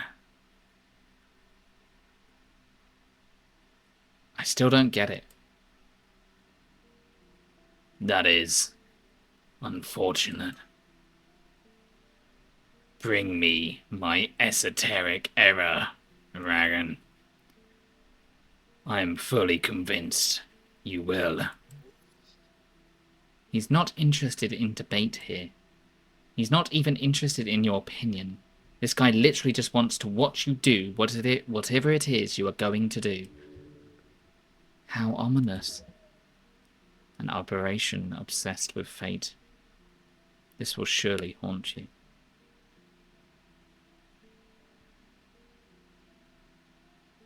I need help entering the Pillar of Jaw. Interesting. That must mean you know where your little hunt is going to end. Through the cracks of Jaw's realm. The wording crack of jaw does not sound as ominous as he thinks it does.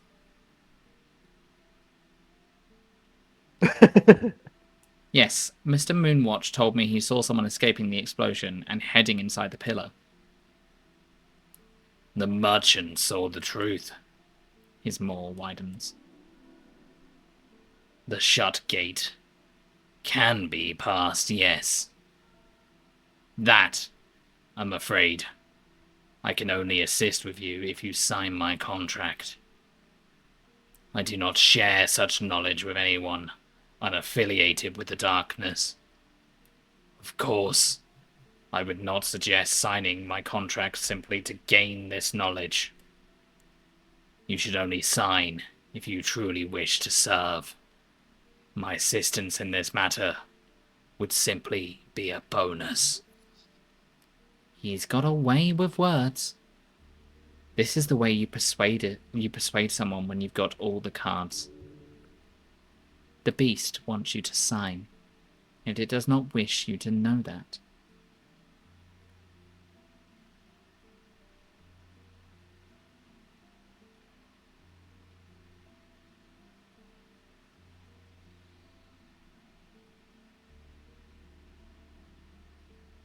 I mean, I think I told him a personal secret, but maybe I can get more information. What have I told you a secret about myself? A personal secret.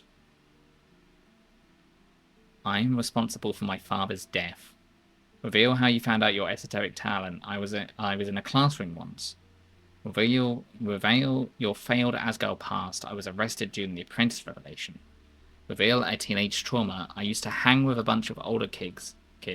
One day they all started avoiding me, so I once spent an entire night at a dance house, hoping for them to turn up. Well, we know that one. I definitely know that one. I know that one. I know that one. I suppose he blames himself for his father's death with that flashback we had. That was more of a sense of interpretation. The top one seems like it's the most valuable.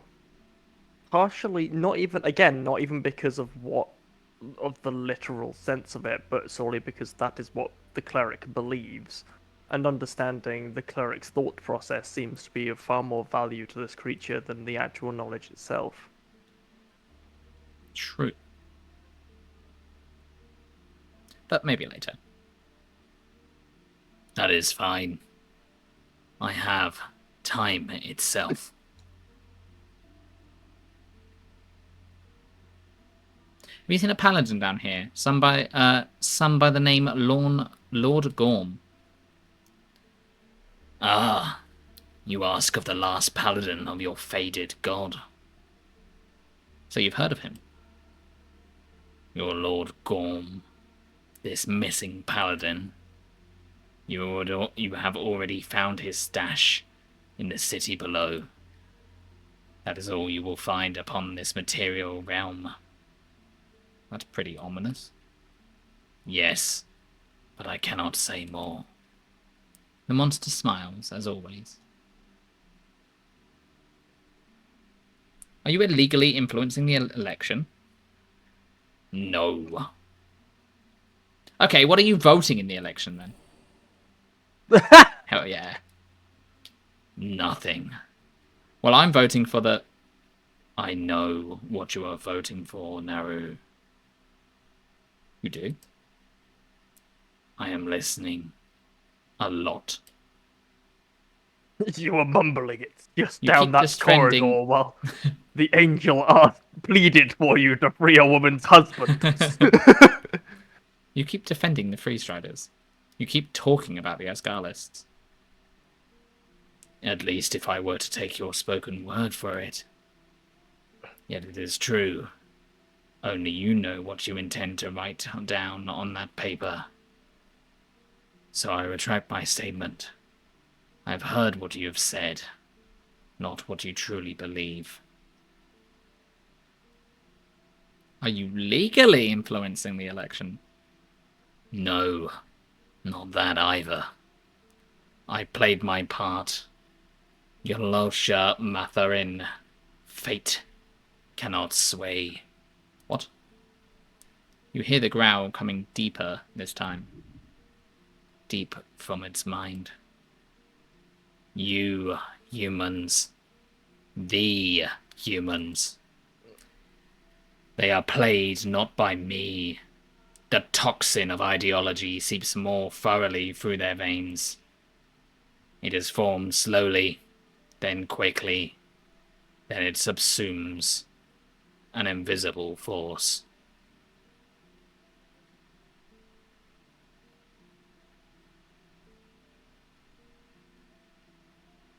You think they're bad for us, ideologies? Ideas are infectious. They creep from minds, crafting memes with poisonous power. If I had such control, we would be one, you and I. But alas, it is beyond even my reach. Perhaps through indulging in your secrets, I too am a puppet of your collective dreams. The idea makes me incendiary, explosive. Is he ranting?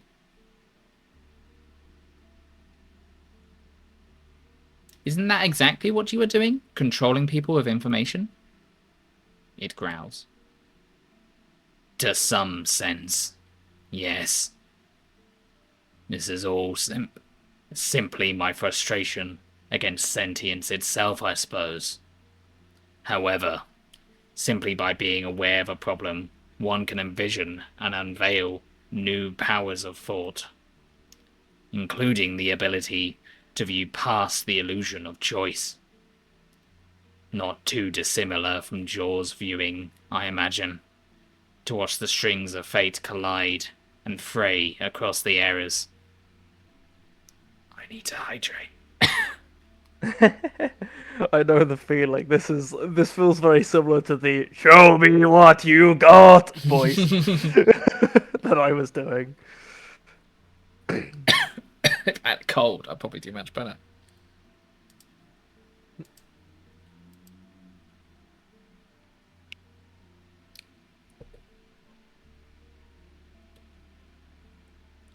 Jaws viewing. Yes, the ability to view like him, beyond the third dimension. You keep on thinking, Naru, as will I.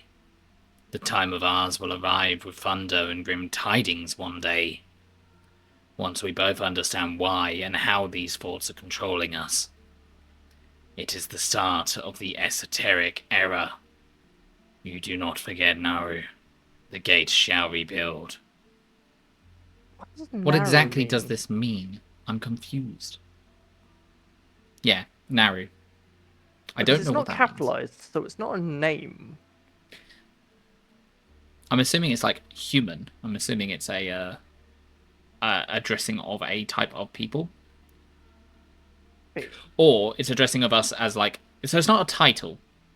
It's not like no, saying, it's oh, you are the Dragonborn, or you are the Chosen One. no, because that would still be capitalized. It's hmm.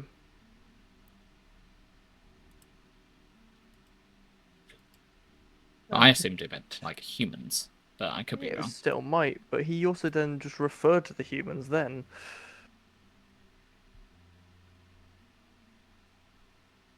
I think maybe we'll need more context. What exactly does this mean? I'm confused. The words I use have the exact meaning I choose to grant them. No more, no less. We will see once the blood is proven. You see his grin go wider than ever before. Thank you for the knowledge, Ragan. What did you give him? You mostly just listened, but hey. What did we give him? Our opinion? Also, well, again, he seems to take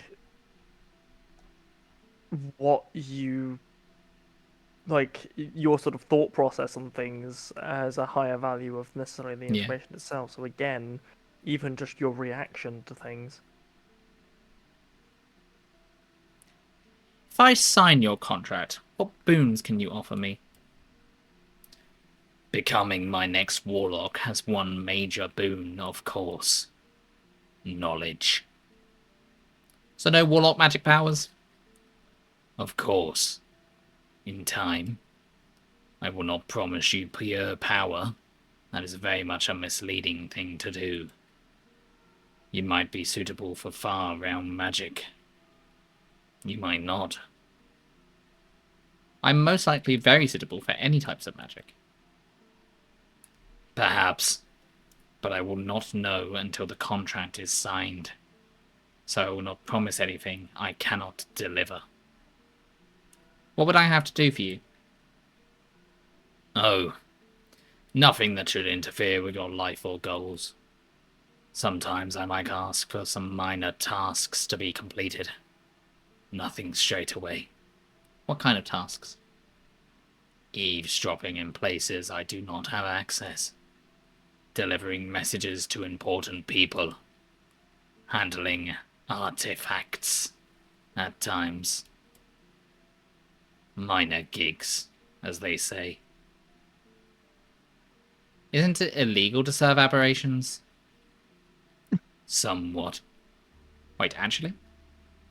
In Norvokian code, there are some clauses about fiendish cults, as well as far realm creatures. So sadly, yes, I am an illegal entity. Even speaking to me without reporting it is illegal. Of course, if you were to report my existence, I can guarantee you it would not end well for you. Got it. Affirmative. Good. If you wish to not work with me, I suggest you simply stay quiet and live your life as normal. Nothing bad will happen in that case. You should not mess with this thing. He's clear about it, at least. If only you were stronger. The only choice now is either to bend or to leave. Alright, good to know. Indeed. Hope I explained it well. If you sign my contract, it will be because you wish to serve, not because you wish to be granted boons.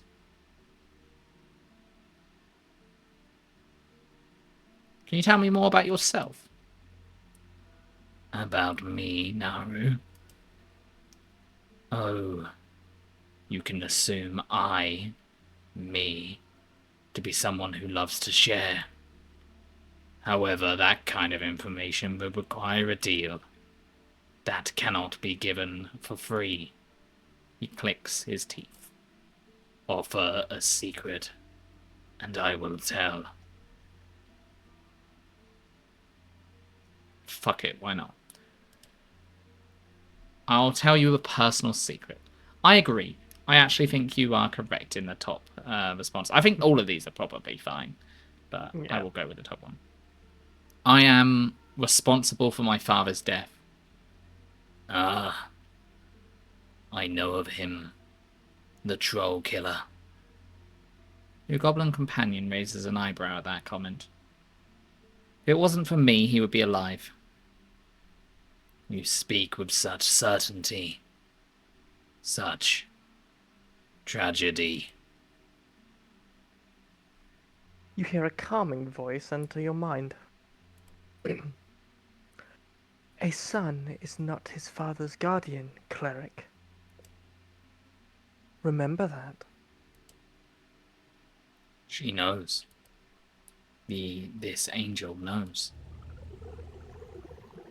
The monster closes his many eyes and growls. Yes. That I did not know. Let me share knowledge in return. You might have heard whispers of another creeping beneath your city. One hoarding knowledge not much unlike myself. A rival, you might say. That fool, would you... They're so difficult to speak. Your common tongue. That fool refuses to do business. I'm afraid. But one of my favorite secrets is the tale of his past. The Nothic hiding under Norvik. The last of the Hagenshags. The Arcanist. He lets out another growl. The Hagenshags. A house of Arcanists, masters of alchemical productions, as well as necromancy. These, if you excuse my tongue, wannabe warlocks, were destroyed a long time ago. Unlike certain other houses, they did not survive the fall. Publicly. There's a Hagenshags Nothic under the city. Himvrak. His lair moves along the esoteric shuffles beneath, having mastered their chaos a long time ago. A truly mad genius. He arrived in the city alongside the first settlers, you see, hiding amongst them. Back then he was human, set to turn the Tulin ruins into his personal flying fortress. Yet he gained more knowledge than he bargained for in those halls and tunnels. The esoteric madness brought him into the darkness. His petition to Earth was the only showing he did, before disappearing permanently from human life. A petition rejected. In his gravity flip tower, the Norfolk plots and plans. What's he plotting?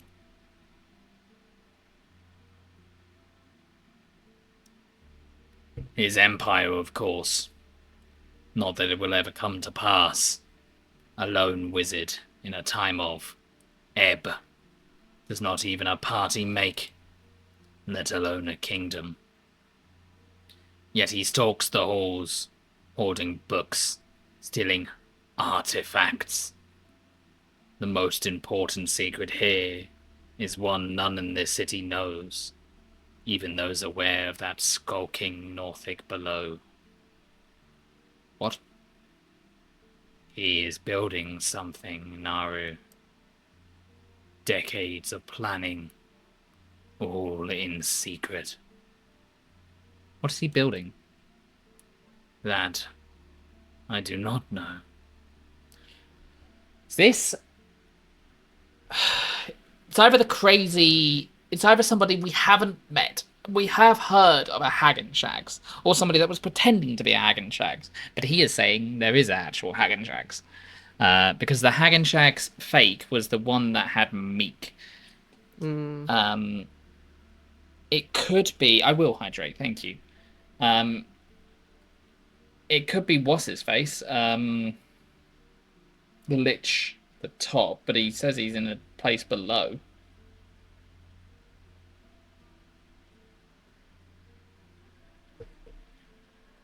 Can't remember his name now, but the necromancer guy, the guy that was there when we woke up.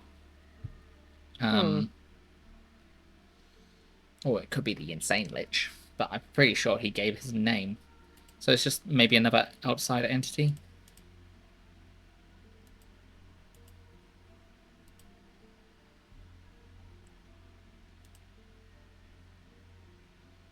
No guesses. A cursed item, perhaps. Maybe a mass charm to bring the people under his sway. But see it as a tip. In the future, if you ever learn more about this Hagenshags, come back and share with me. You will be rewarded. To think another remnant of the Arcanist hides in these tunnels. We must seek him out once the election is over. You can learn much from one of the arcane era.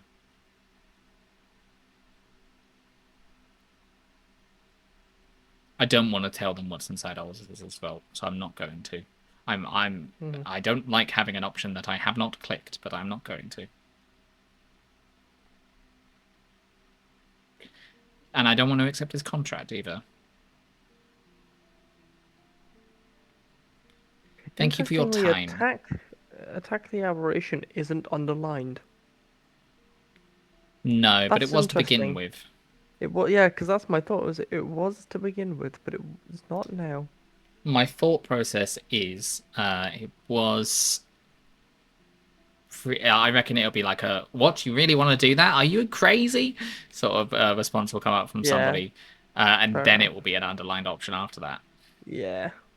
But I'm not going to click it to find out. Thank you for your time. You are welcome, Dragon. Watch him descend.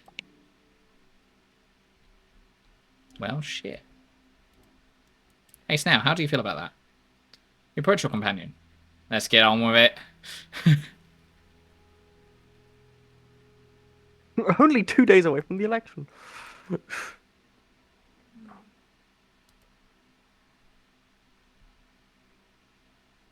Yeah, nothing new. Best to check, though. Alright, we just had a while of some esoteric bullshit. So let's... And now we can go free the that woman's husband. Of Cleric? course. Cleric, your eyes have glazed over. First, I must think about things. We've got something about the pillar as well. That's probably relevant. I'll start taking root at this, and then we'll have ads in a minute, and then we'll take a break, and then we'll come back. So, also, I should close my browser.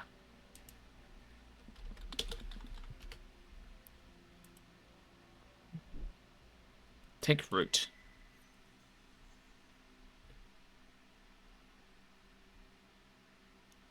Delved deep, sought far, seen within, watched without. The pillars of Jaw, an ancient bulwark, its gate rising beyond. Yeah, I gotta dig pretty deep down to figure this one out. Yet it continues far, far below. Each step of the way makes it clearer to you how little they matter, these vestiges of the maker of your world. They are but esoteric rock, rock which sits until something changes. This isn't making things much clearer, to be honest. That is okay. Remember the words, the ones written upon the soft tissue at the back of your head. Feel the esoteric. Sway it.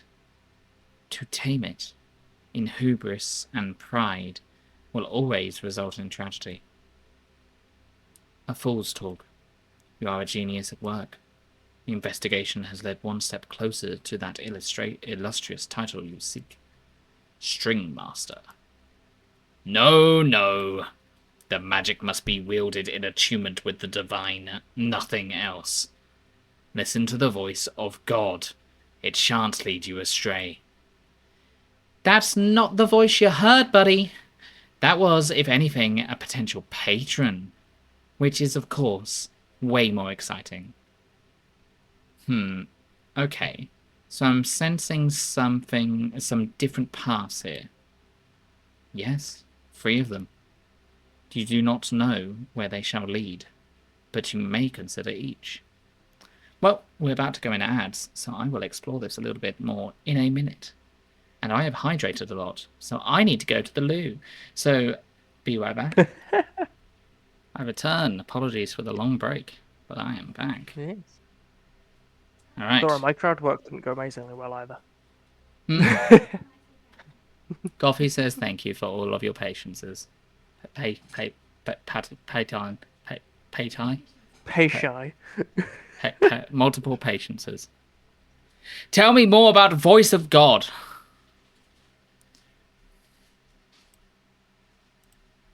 Earth watches upon you. His spirit channels your power each day, and that will never change. Trust in the divine. Voice of God. Whenever you roll a d20, another hidden d20 is rolled. If that die is the same as your die, you critically succeed. If both are natural 20s, you regain all your hit points, you regain all your spell slots, you lose all level of exhaustion, and you become genuinely happy for 1d4 seconds. Tell me about String Master. Focus on your mastery of the esoteric. This knowledge, as cryptic as it is, will help you on your way. String Master. For each level of spell slots you have, you gain 1 additional maximum spell slot. Could be good. Tell me more about Communing Patron. You got a friend beyond. They'll take care of you in a win-win sort of situation. Communing Patron. If you take damage that would cause you to go to 0, a mysterious force protects you. If this happens, you take no damage and you lose 1 first level spell slot. If you do not have any first level spell slots, this does not happen. And yes, I think it's quite this is fucking different obvious from for the you. godly voice thing. But more in aesthetics, which is the most important aspect, to be fair. I'm ready to make a decision. Well, yes, you know it. Come on.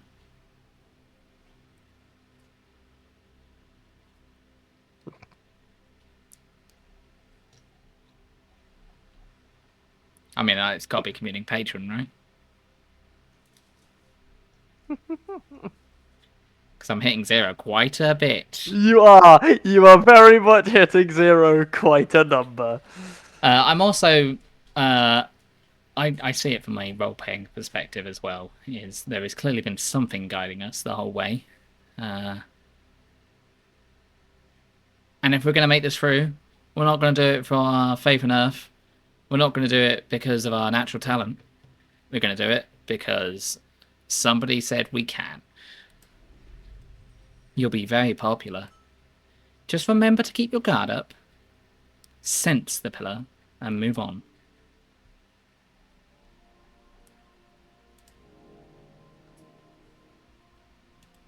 Let us choose this fate. Right, hold on. I need to unchoose another one. What do I lose? Do I forget gender? Actually, no, I'm sexist again.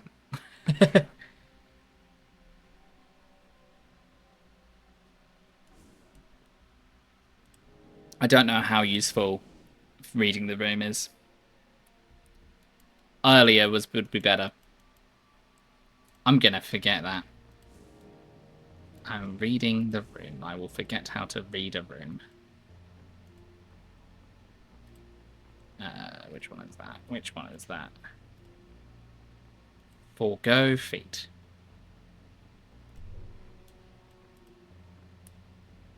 Choose feet. And I will not do another one until I progress more plot. I will try and space these out. Right then. Fine. You get your wish here. It has been an hour and a half. Actually, almost 2 hours. You approach the ominous door. The tunnel lay silent. Only your breath is heard. Placed across the surface, you see pieces of paper covered in ancient writing. You will also see it here, freaking the fuck out. Rip the seals! As your fingers touch the paper, the symbol upon its surface lights up, just for a split second. Then, all at once, as your fingers drag through it, the paper crumples into bright white ash. Nothing appears to happen with the door. Snell looks at the dissolving dust, then to you. I hope you know what you're doing.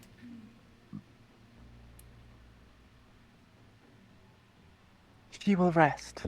She deserves it.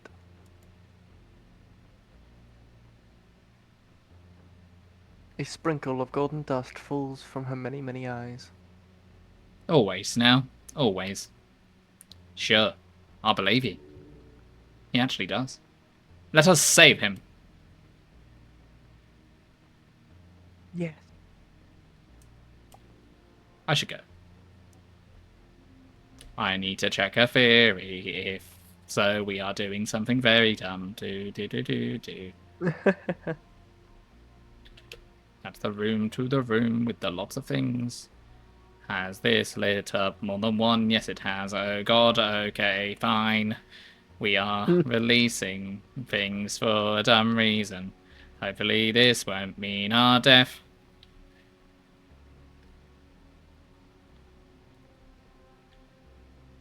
That one last. That one last. I don't feel like getting hit by a being of untold evil is a good plan. I trust the djinn more than I do a monster.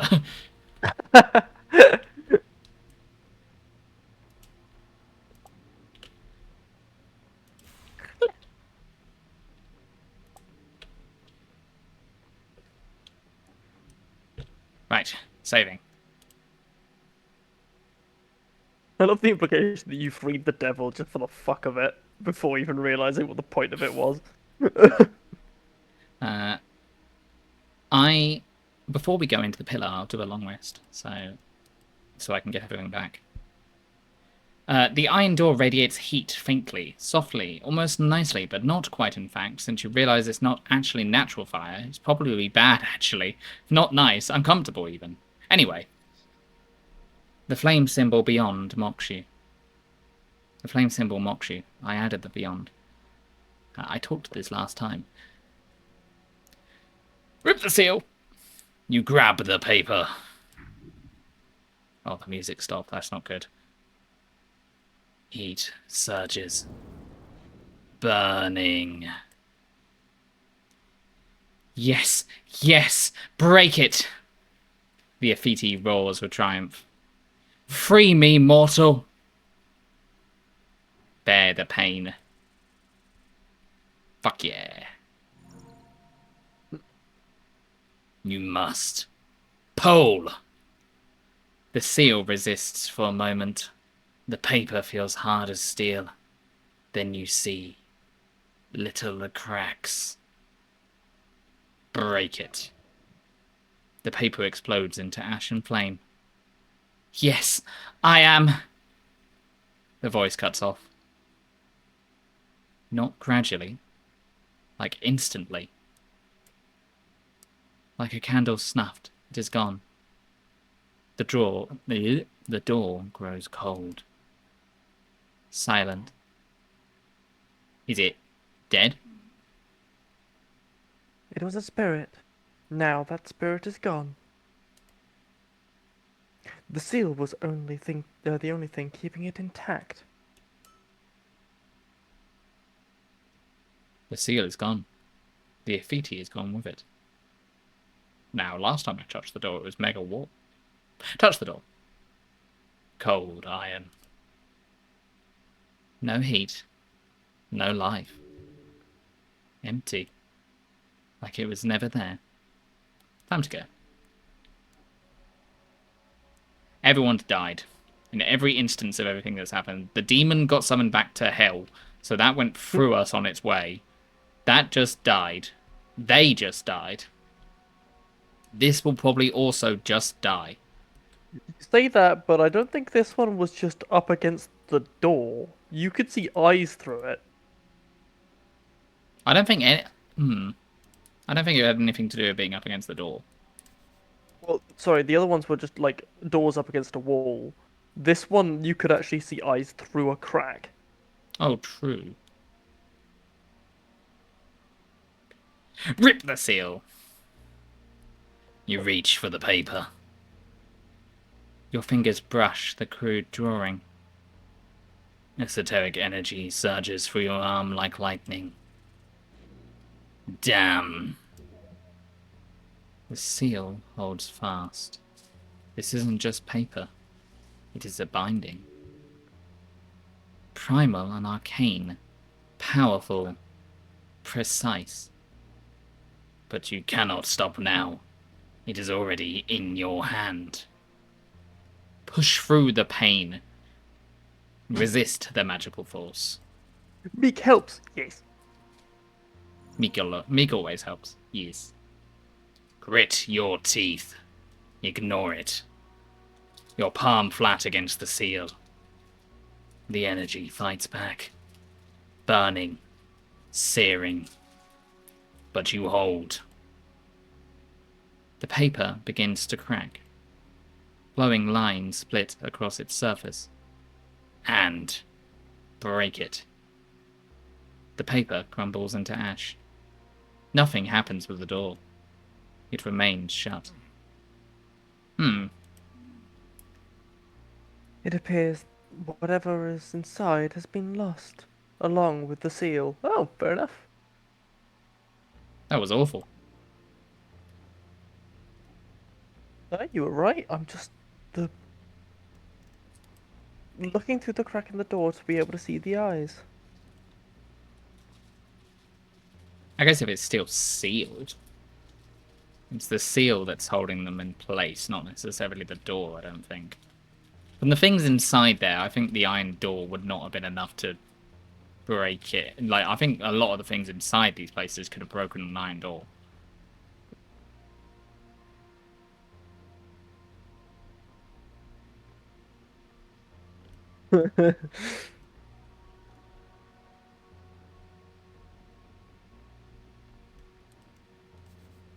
All the crystals are glowing. Hello, Nano. How are you doing? Let us see what we have unlocked. Engage. You approach the magic circle. Each of the 4 stones around it are glowing. This is the place. The goblin looks around. Looks clear, I think. Yep, you were right. You say it in the center, right by the thing. Ah, I am Cthulhu. Isik Urim. It is broken. The seal is unleashed. Watch the light rapidly expand.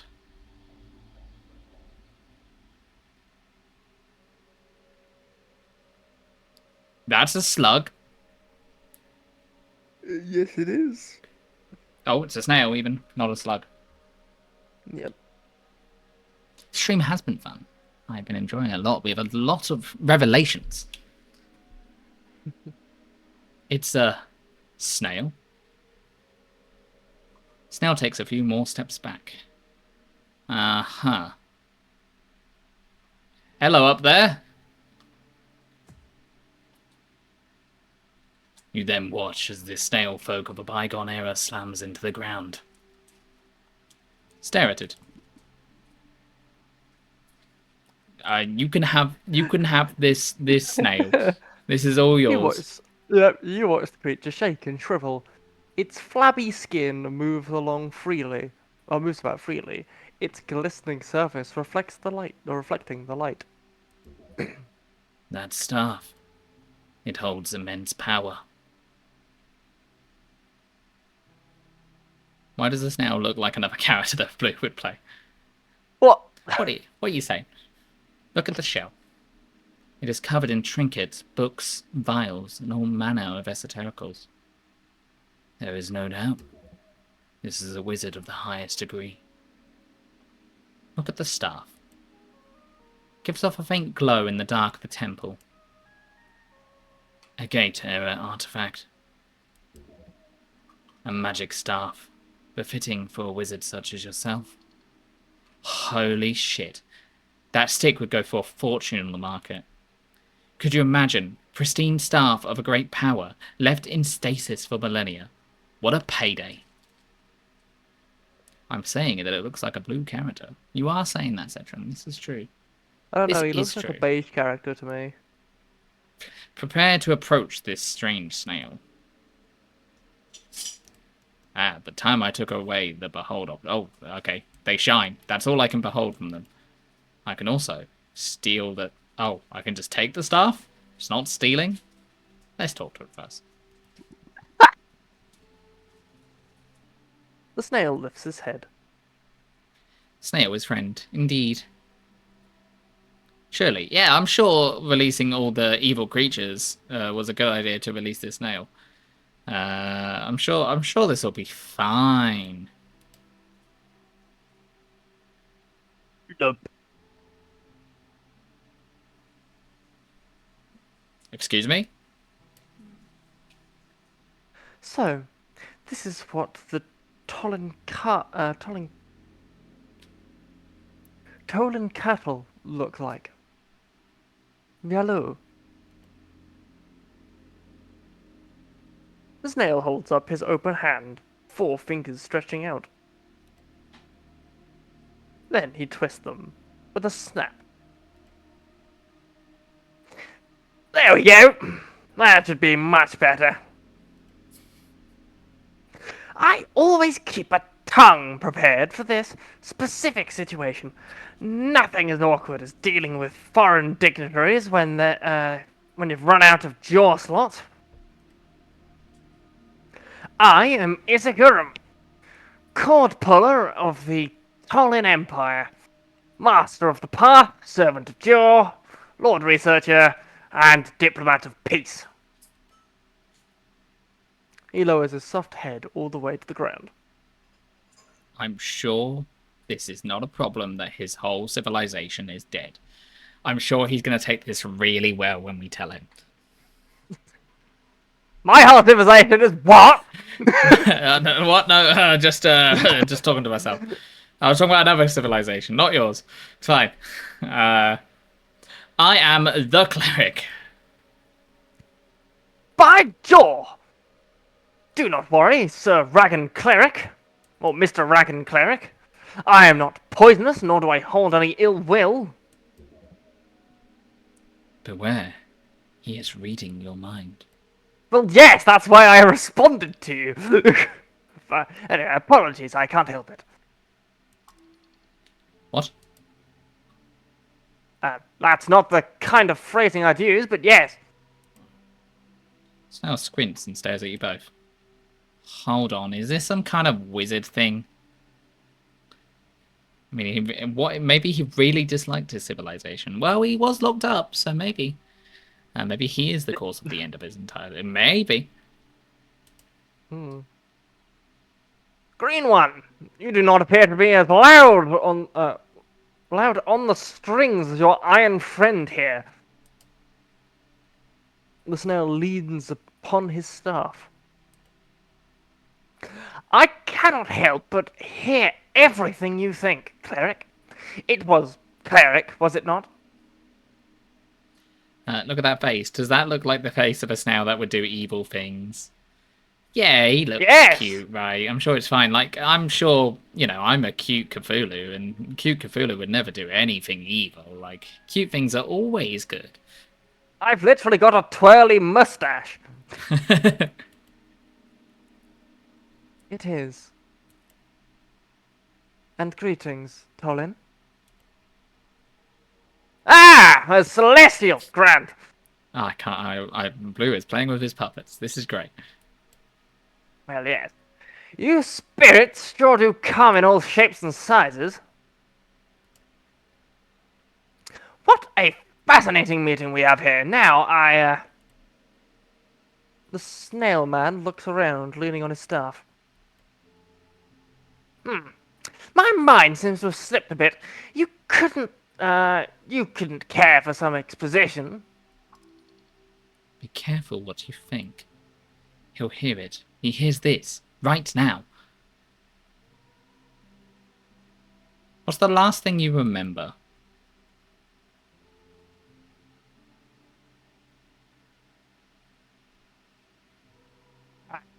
Um, I can read your thoughts. I can't read my own until you pray. There.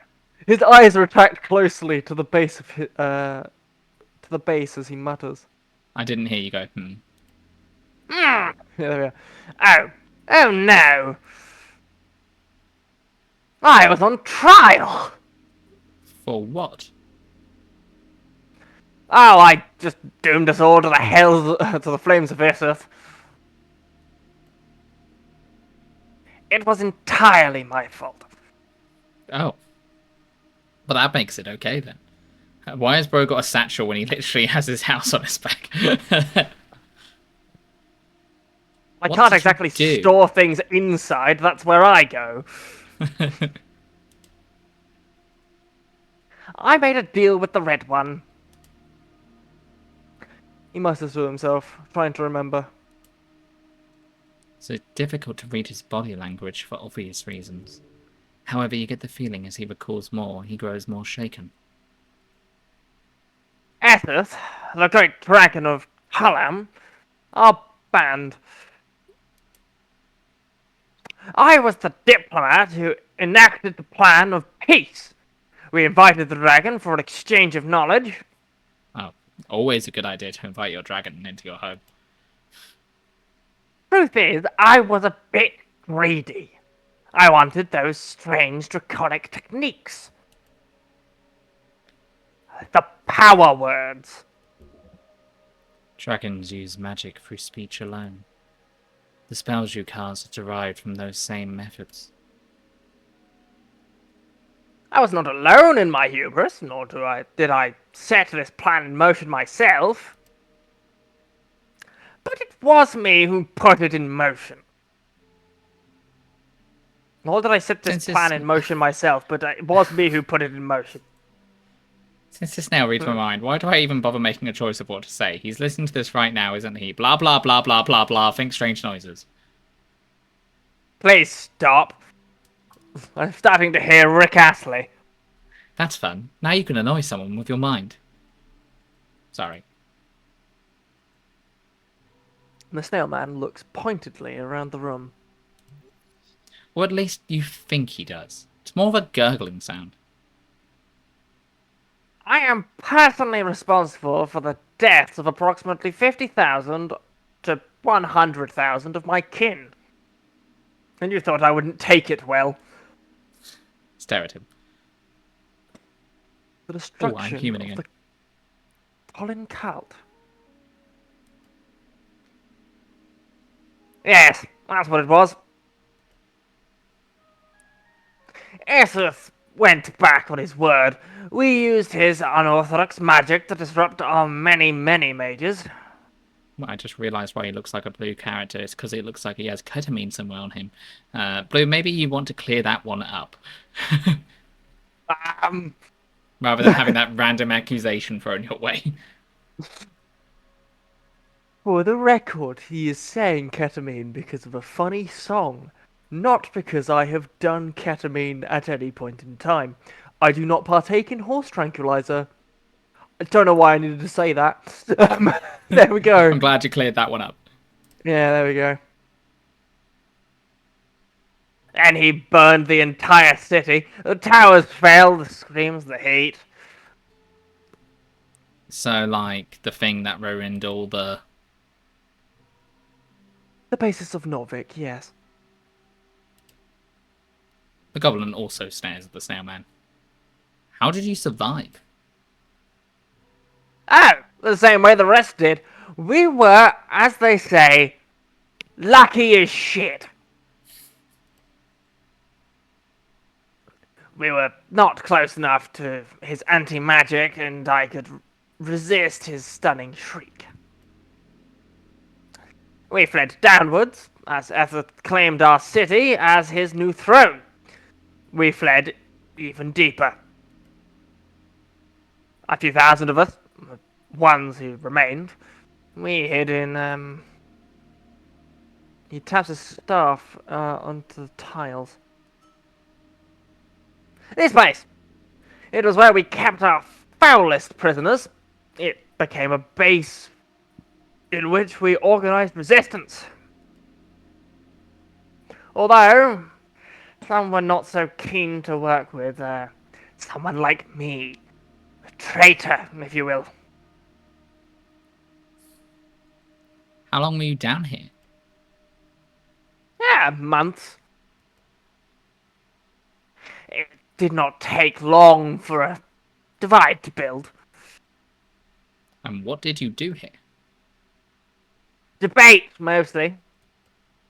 Asking each other who we're going to vote for in the upcoming election. One kept us alive. No, one camp we're leaving entirely. Another wanted to turn to Jaw for guidance. I ended up wanting to leave with my wonderful Tut. Tut. Tut?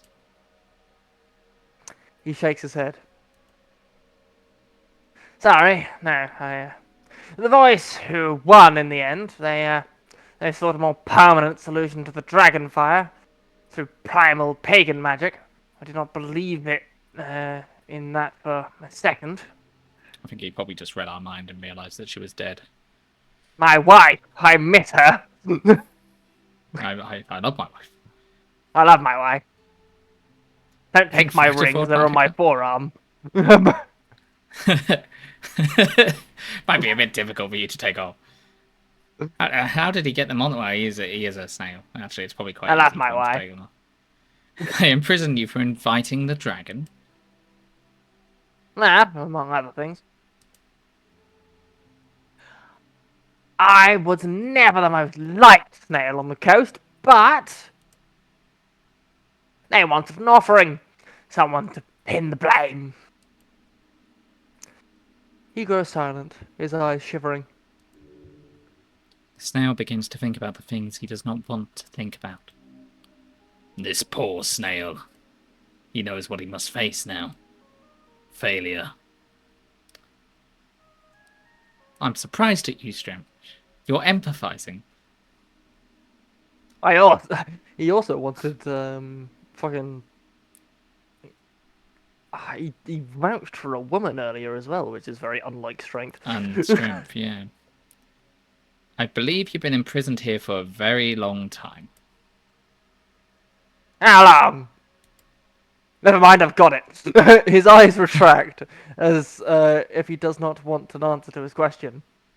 When were you imprisoned? I am assuming of an era of dragons occurred after our reign. However, we ruled in the aftermath of the shutting of the gates. It had been 211 years since then, the year when our city burned.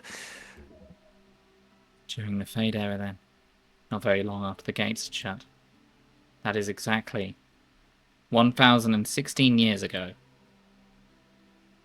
He grips his staff. You can hear it crack. Creak! Millennia! I was in stasis for millennia? Yes. Yes. Yes, it is. Good gods. His eyes shoot out, aiming around the room. He's alone. His entire folk type has been wiped from the map before humans even held their own kingdoms. I am alone. Wiped out off the map before humans even had their own kingdoms. There is no one, is there? He shakes his staff, and his stalk eyes wriggle around the air. A faint glow appears as he mutters a few words to himself. I see. Snails. Yes, but... Scrying.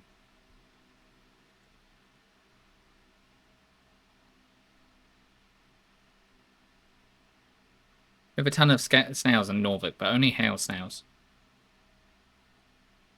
What? You hail the I thought that man was dead! No, no!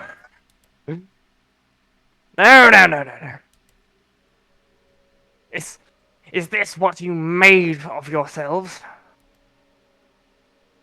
He stops casting the spell, his head falling towards the ground. Gorilla, you fool!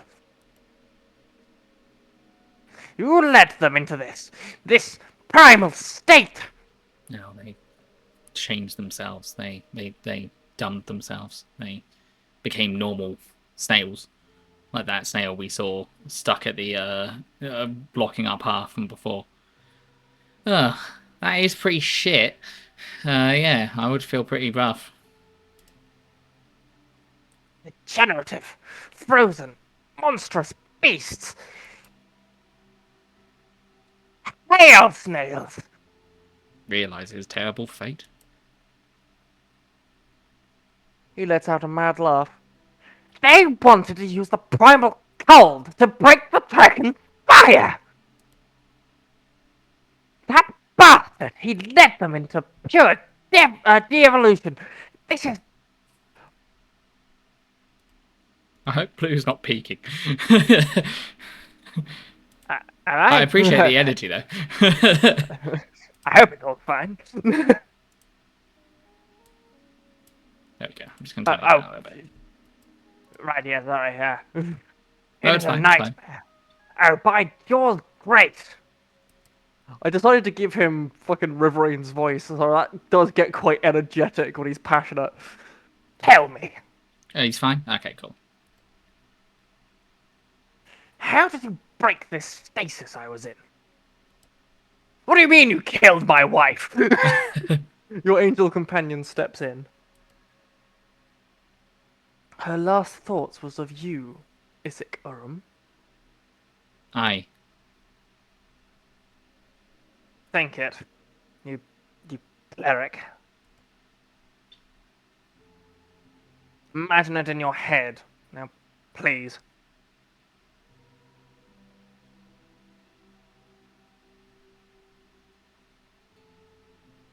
Yeah. Think about your talk. I was just thinking about if I should. Think about your talk at the Iron Door. You waited an extra 2 hours! Hot hammer. He was in an iron door.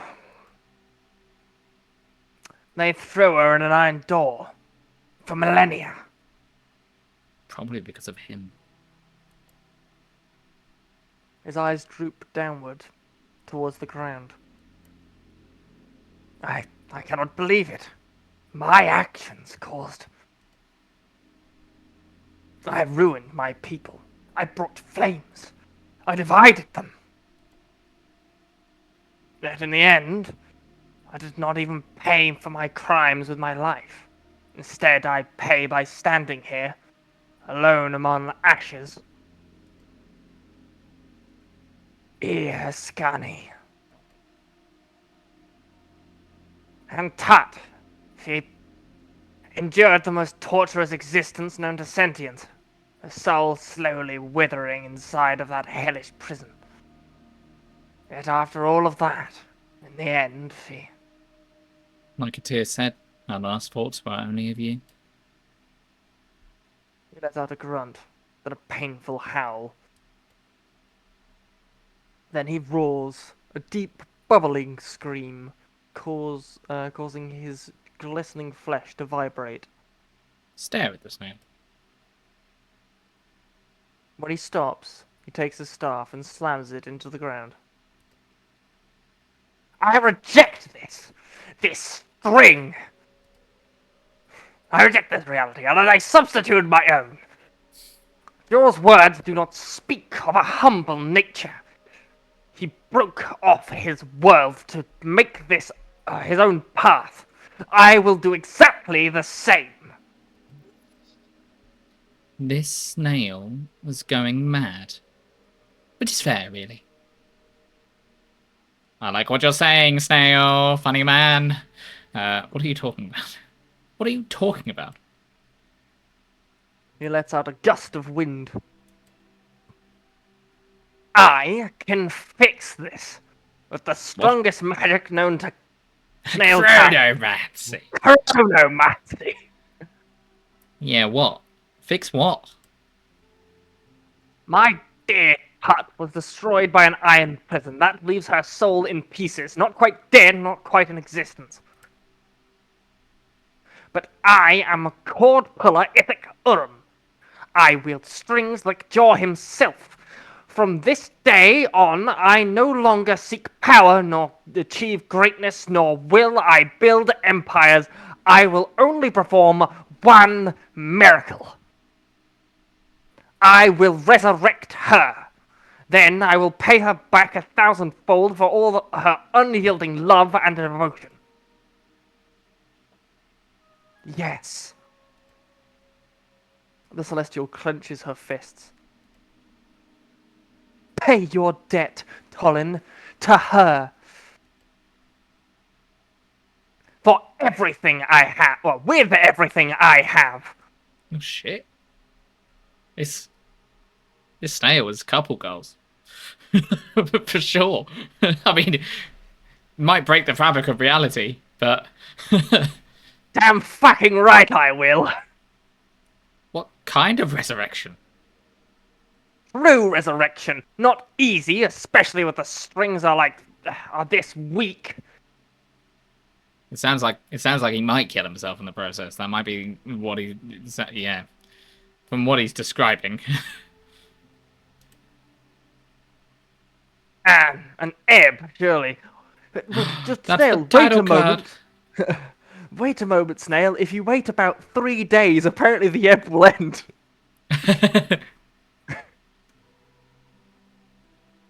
What? Can you tell me more about... Yes, yes. Anything you need, I am at your debt as well, of course. He mutters to himself and leans on his staff. I now have a time limit, cleric. In 200 years, the fragments of my wife's soul will leave this plane forever. Thus, I can no longer resurrect her. And it will take time, but it can be done. Anything can be done. He is coping, but not in a terribly destructive way. Fuck yes. You need anything? Just let me know. Thank you, my green friend. This is very romantic, Isik Urim. I wish you luck on your adventure. Or on your venture. Thank you, Celestial. It's funny. Last time I saw one of your kind, it was on a battlefield. I preferred this. I've killed hundreds of thousands of your kind, but it's nice to have a chat for a change. Oh my god, I feel like I did give him the right fucking voice. As do I. Yeah. If you wait a couple of moments, then we will sort a load our whole ebb thing, so it'll be great, you know? Maybe it'll be easier soon. Now, there's a lot of options. Do you know how to enter the... Let's leave that one to last, because that's probably a good one.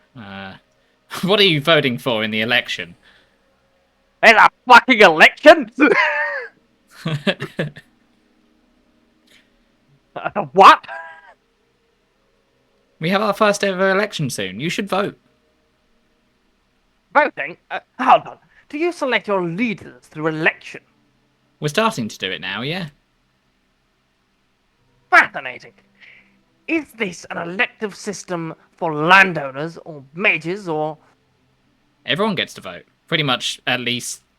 Pretty much, at least. You just need to live here. And also, we kind of established that you don't actually need to live here, and you could just be travelling into the area.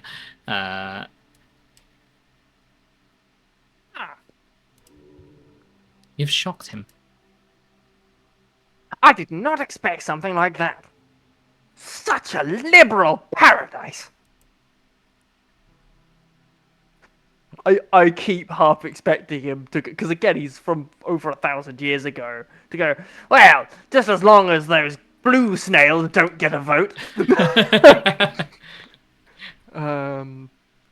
Well, I am not one to judge these futuristic ideas. I must investigate. Tell me more. What do you vote for? Kings? Governments? Yeah, I'm half expecting him to come out with something like the Lich did, where he's like, I'm a feminist. I am a feminist. I'm a forward-thinking man. However, I do believe that magic rules all, and everyone else is lesser people. Parties, I am the different last of my ideologies good race. on how to run the city of Norvik. Parties? How glib. Very glib indeed. What does that mean? Sorry, that was a bit of an insult. Go on.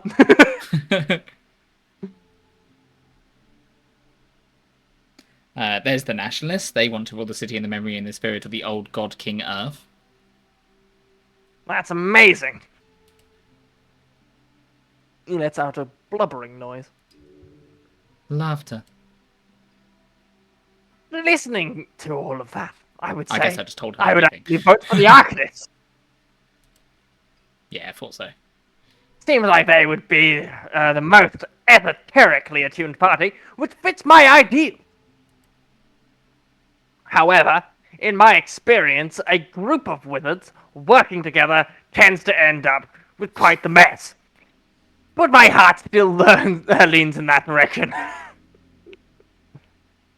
I will have to go see for myself once it is time for that election. Everyone's going to lose their fucking minds when he decides to sliver back up, because no one's seen a snail in, like, millennia. So... I would like to cast my vote.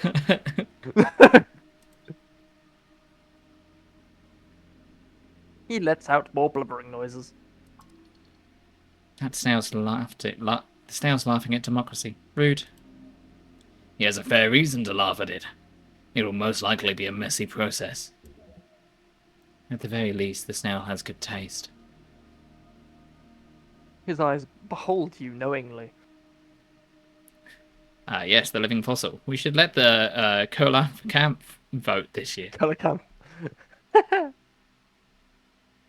Do you have any spell scrolls I can have? Ah, only a dozen or so. They're deep in my shell. Never mind, I can put things in there. Any you're interested in?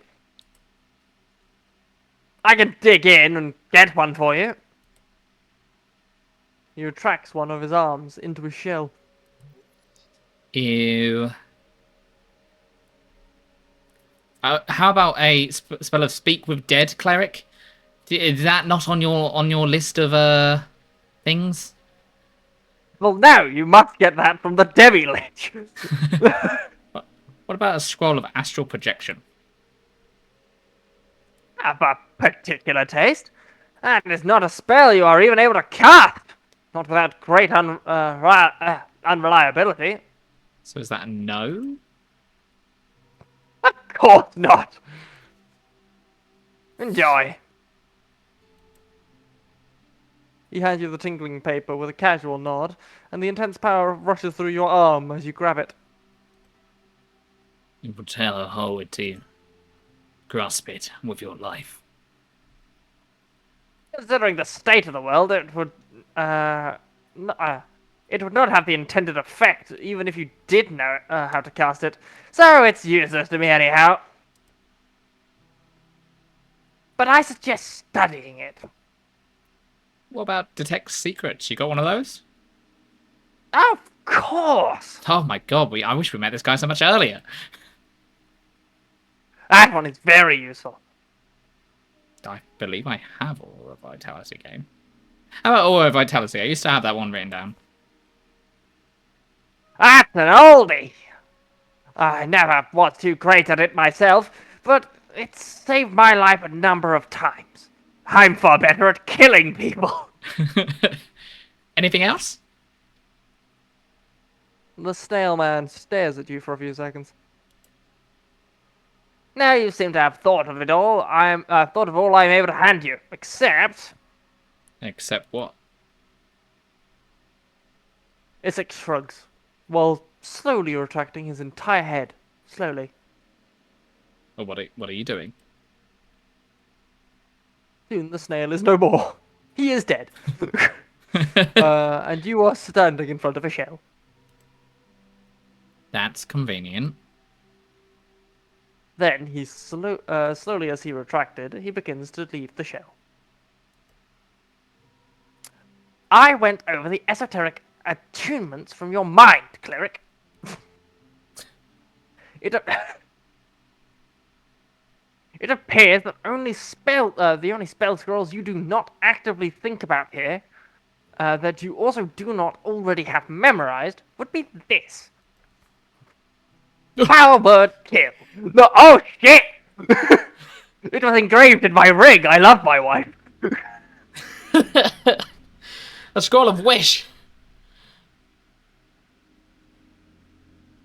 Oh, I'm sorry. Yeah, that's the appropriate reaction. By Jor and his disciples, what are you holding in your hands? Wish? I'm sorry, what? Isaac Urim, that is a very dangerous item. That's not like the wish, is it? That is the wish. I love my wife. Anything you want. Get the wish, though. I just got the achievement. Even the cleric is taken aback. Ah, fuck, I just clicked everything.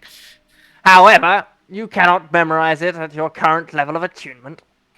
Attempting to cast it directly would also take, even at your level of talent, weeks, maybe months. I am really gifted, though, with the esoteric. Even with your talents, I'm accounting for that. Yeah, but what if I just can, though? What if I Most just people can, would die, cleric. Cast Morgause, stop overestimating the cleric's abilities. And even if I did cast it, Wish is one of the few non-epic tier spells that can wildly shape reality. It is arguably the most powerful and versatile of the 9th level spells. It is so powerful, in fact, that it can easily cripple anyone who does manage to cast it. is the cleric a cleric of Cthulhu? The cleric is not a cleric of Cthulhu. Cleric is a cleric of a dead man. And also has other factors, in inverted commas. The only truly safe usage of Whisk is to use its power to ask for the casting of another spell. 8th level or lower. Like Simulacrum, several million times. You could also ask for a weaker effect, which has been proven to be safe at times. But if you word your wish poorly and its effects broader than you intend, then you are, as they say, screwed. So you're saying I could wish for anything? The snail man lets out a blubbering laugh. Or sigh. Fuck. I received that spell from a djinn I fought alongside during the war. It was a reminder to stay humble. For those who use it for personal gain, use it as a shortcut to greatness. Always end up in ashes.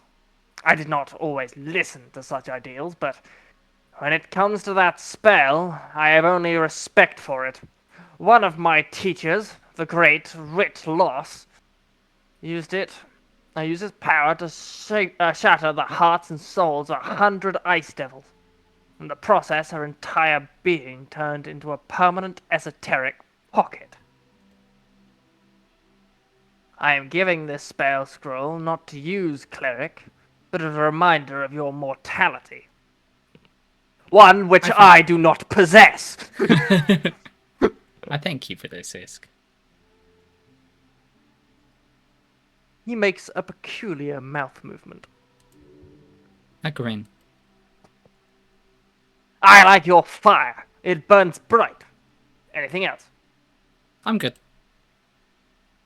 The snail man nods. We're about to go into ads, so I'm going to run some ads. We're going to probably do up until the next ad break after that, and then I think we will call it. That seems like a fine idea. Yes. Anyway, we will be back in about 3 minutes. Hello, everyone. We return. How will I wait 3 minutes? Well, I hope you did. If you didn't, how dare you, head mod? I need you here at all times. The snail man nods. Are all snail folk wizards? No. But many, yes. But all current snail men are. The Tolin are naturally acclimated to string manipulation. It was a gift we were granted by Jur, as we arrived on the Great Whale's back. Great Whale, the mythical first creature Jor invited to join him on his newly created realm. If I had to liken it to anything, I'd say that the snail people are Jor's favorite race, in the same way that the turtles are the favorite race in Cash. You think the turtles are the most favourite race in Cash? I think God has a propensity towards the turtles. Yeah. When you say he God, do you made- mean God in world, or you mean God as in me? Oh, I think there has to be a law reason as to why all the angels were told that they must indeed learn the Balbanese language. I don't ever intend to go down there. Why do I need to learn the turtle? There's not Because even a turtle god. You couldn't communicate with anyone, and it'd make things really difficult. Maybe there is. Maybe there is. As I said, clearly. Or maybe I've now realised that I need to have a reason. I've made jokes about that multiple times. It's like, but Yeah. Dad, I never need to talk to the turtles.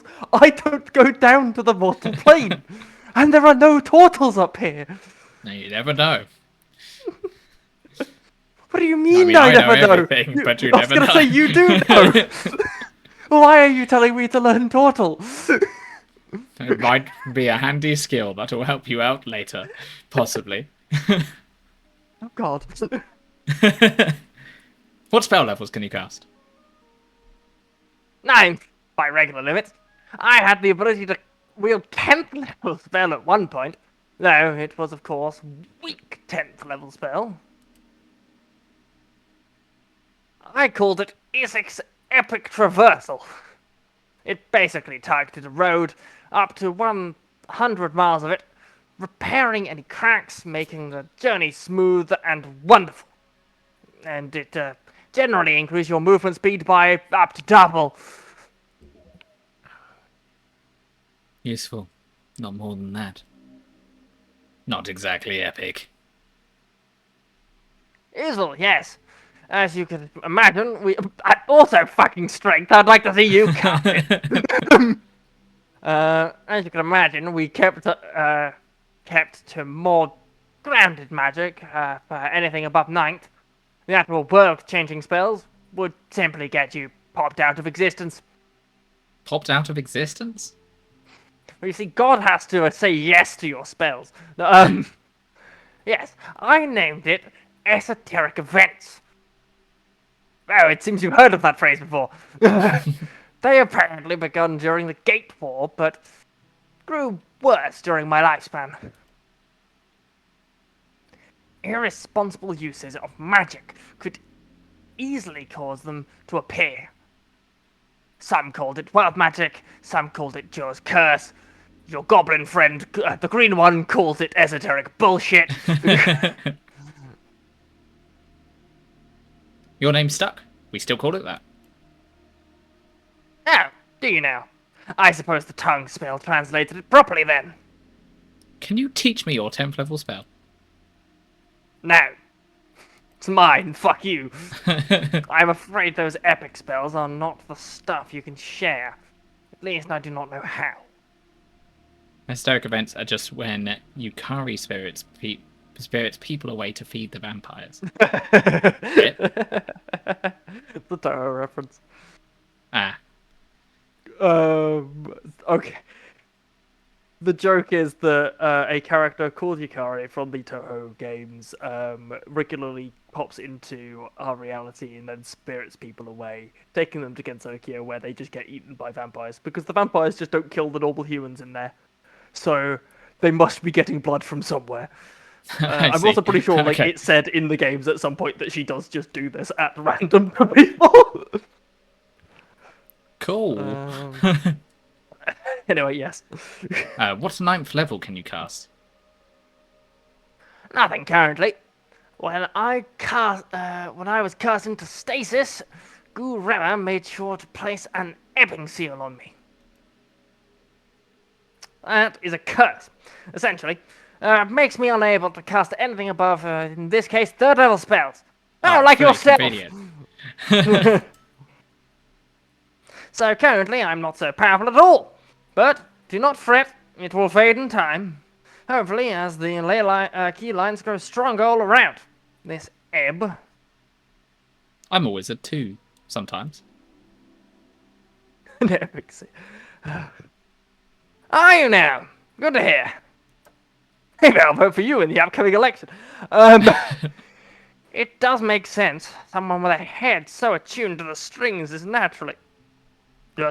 is usually either dipped in a soul river at birth, or a powerful mage of some type.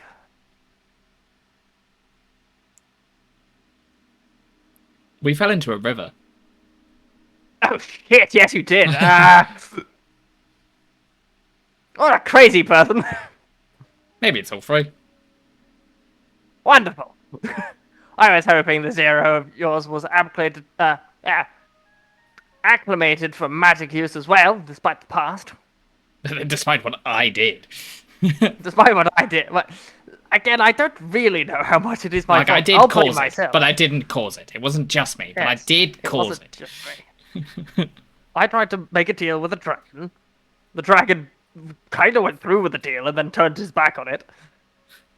I wanted to be like the Dovahkiin. That's all I have to ask about wizards for now. I can see that. How wonderful to share. What will I you wonder do now? if you said that's all I have to ask before saying all the options. He would go, "No, I'm sure you'll be back." Like, I'll build a base, a laboratory somewhere in this city of yours, built upon our ruins. Any tips on who I should talk to for that? None of these options. None of these options. There's a ton, really. Think of some more. Yes, I see. Yes, this will help a lot. Thank you, cleric. What about the 3 you didn't tell me about? Once I've established a foothold in this new era, I will return to my research, figure out how the strings have changed over the millennia, relearn my mastery of the chords, collect the resources necessary. Hold on a moment, did you just think of a lich? Then, of course, he looks downwards, or looks upwards. I will bind her fragments to this natural world, or material world. I will return her to flesh, bring life into her once again. My dear sweet Tut Irma will be given her life once more. Then, if you will have me, I will build a life for us here. A life of peace. True, fair, peace. Wish me luck. Good luck. He nods. I think I made the He nods. right choice by not mentioning any of the other people. At this point, it is nondescript, and he can just go to anyone. I don't know who I mentioned, but I clearly mentioned some other people. Go talk to the orc lady. There you go. She's very good. She knows what she's doing. What do you know about Imestra? Imestra? How did you hear that name? His eyes stretch out towards you. You startled him by mentioning that name. Sorry, yes. A talking wall. Yes, you Think did. about your amazing wall speechcraft. Clancy? That was the name of it, yes. Recall your conversation with the literal wall. That is the name of a founding shell. One of the first snails to be invited by Jaw. Oh, by Jaw. By John. Tollen Cattle. Clancy the Seer. Oh, sorry. Who was one of the foundation of the Tollen Cattle? Clancy the Seer. Huh. Think. But it was in the wall. Yes. It could have been an apparition, an animated spirit in the shape of Clancy's mind, or... Hold on a minute, did you kill yourself? I think that happened after that moment. No, at the very structure of the city you've built your home on is filled with the spirits of my ancestors. I think this is very specifically a different wall that did Oh, not kill different us. wall. Never mind. Ignore me. How peculiar. His eyes slowly retract. I suppose I shall tell you a story about Jaw, then. Please do.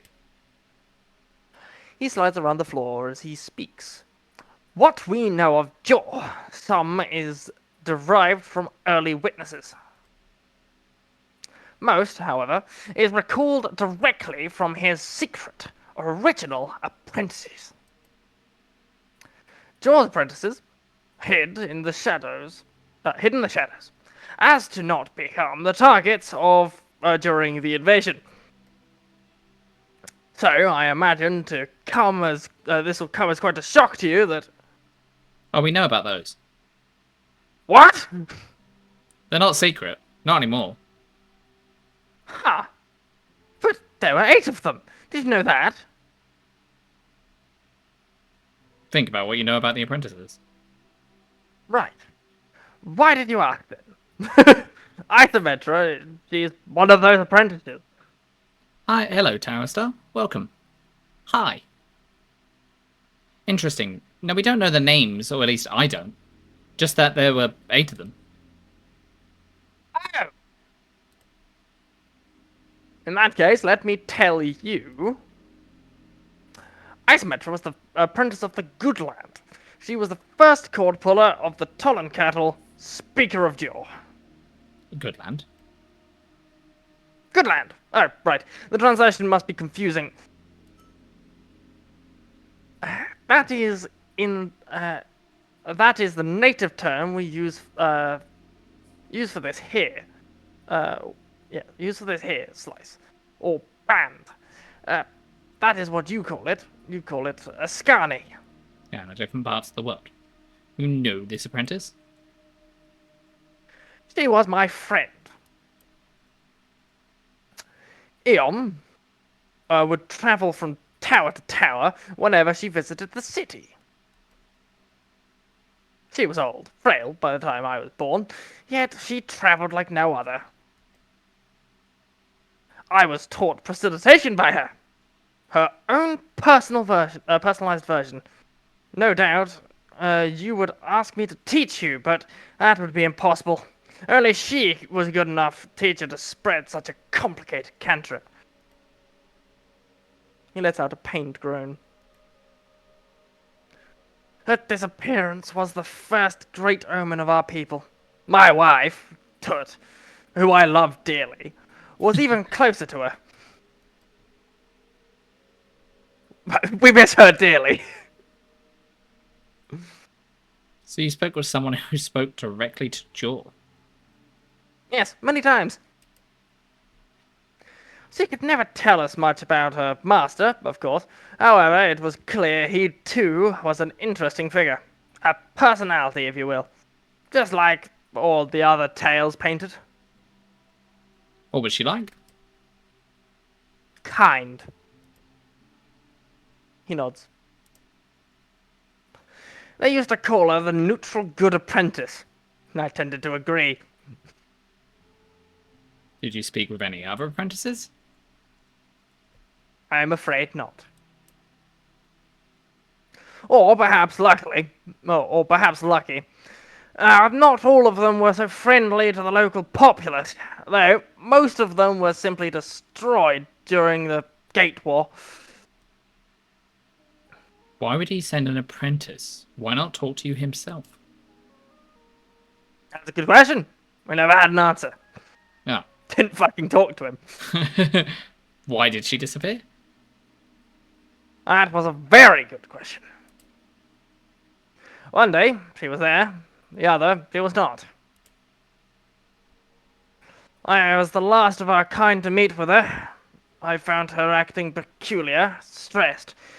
She asked me, Isaac, how much would you wager on a shell flip? And I waited for my answer. I told her I'd wager nothing important on such bad odds. A shell flip? Sorry, it's when you toss a flat shell into the air. To see which side it lands on, a 50-50. Fair game. Don't think that's how. I don't think shells would be the right shape to make that make sense. Think of an oyster. If you flip it, it's going to land on either right way up or not the right way up. It only has two landing positions. It's not a... Oh, you've got coins now! Yes, that's much better. I met her. She accepted my answer and then left. It was not so... I am not so sure how to interpret such a strange question. But that was it. She was gone. The Gator of Asken. Our connection to Jaw. Gone. Soon after, just a few years, Earth burned down. Or burned it all down. Or Eseth burned it all down. There. Jeez. The snowman lets out a bubbling sigh. Since I've been given a second chance, perhaps we'll find out one day. You keep mentioning Jaw. What do you know about the guy? But Jaw? No. Just about everything and nothing. Enigma of a wizard, Jaw is. First, I'd like to ask you, what do you know about Jaw? A wizard made the coast. What east of Jaw? The man listens to your thoughts intensely. Then he asks, I'm sorry, did one of your chatters said fucking Jaw Mama? That's disrespectful to an entire fucking religion. Anyway, piece of jaw. Is that what you call it?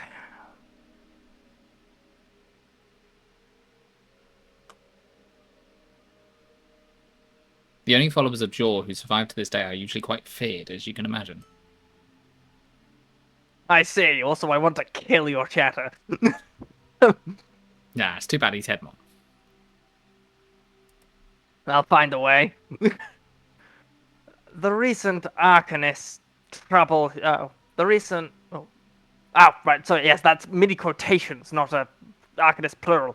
There we are, sorry, I'm confused. The recent Arcanist trouble humans caused must have not helped the issue of jaw. I'm sure you'll get to it at some point, at some stage. That is true. The term antisleptium appears good. It is draconic, yes? Before the closing. Very good. His eyes close up slightly. In the old world, ten and cattle, we worshipped obsessive gods. Oppressive gods. Oppressive in the sense of absolute power. My forebears left willingly at the invitation of Jur, to never again serve. So, it is important to remember our love of Jur was not subjugation. Yeah, that is actually how you pronounce it. Yes. Yeah. Sorry, I just couldn't read for a moment. It was a partnership, in the purest sense of the word. Subjugation. Because jaw. I'm going to fucking kill you. So to be clear, I am not a numerist. I have no religion. I do not worship Jaw. It's a rare time when I make a pun, but it did happen, Sergeant. I'm pleased. I'm both ashamed at myself and pleased at your happiness for me making a pun. Don't worry, I'm just ashamed, really.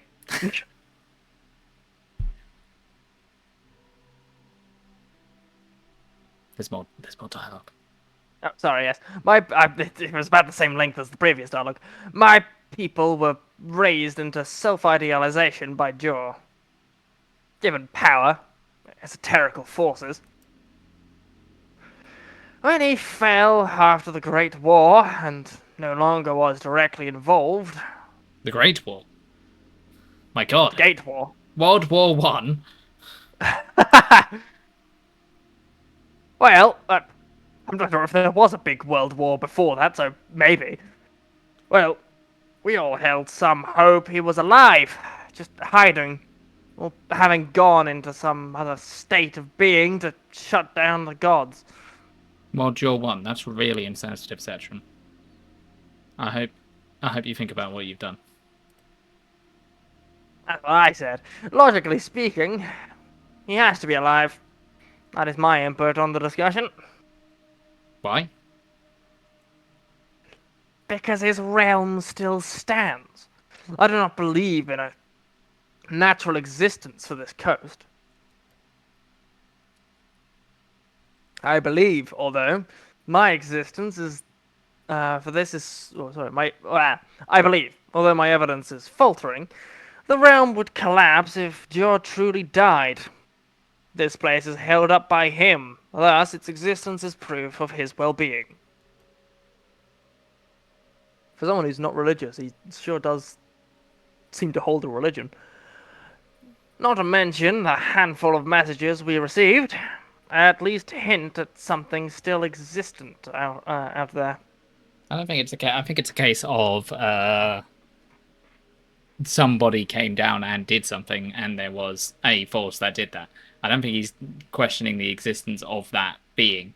I think it's more so of I don't necessarily believe that I should worship them because of it. Fair enough. And yes, you believe those messages were false, which they could be. I do not believe so. Can you teach me magic, even though we've already talked about spell scrolls? Oh, teaching, that's not my specialty. If you have any questions, I can always share my knowledge, but beyond that, I am afraid I can only offer some spell scrolls, which you have already taken. What does ebb mean?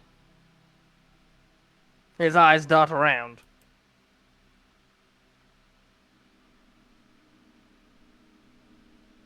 Sorry, one moment.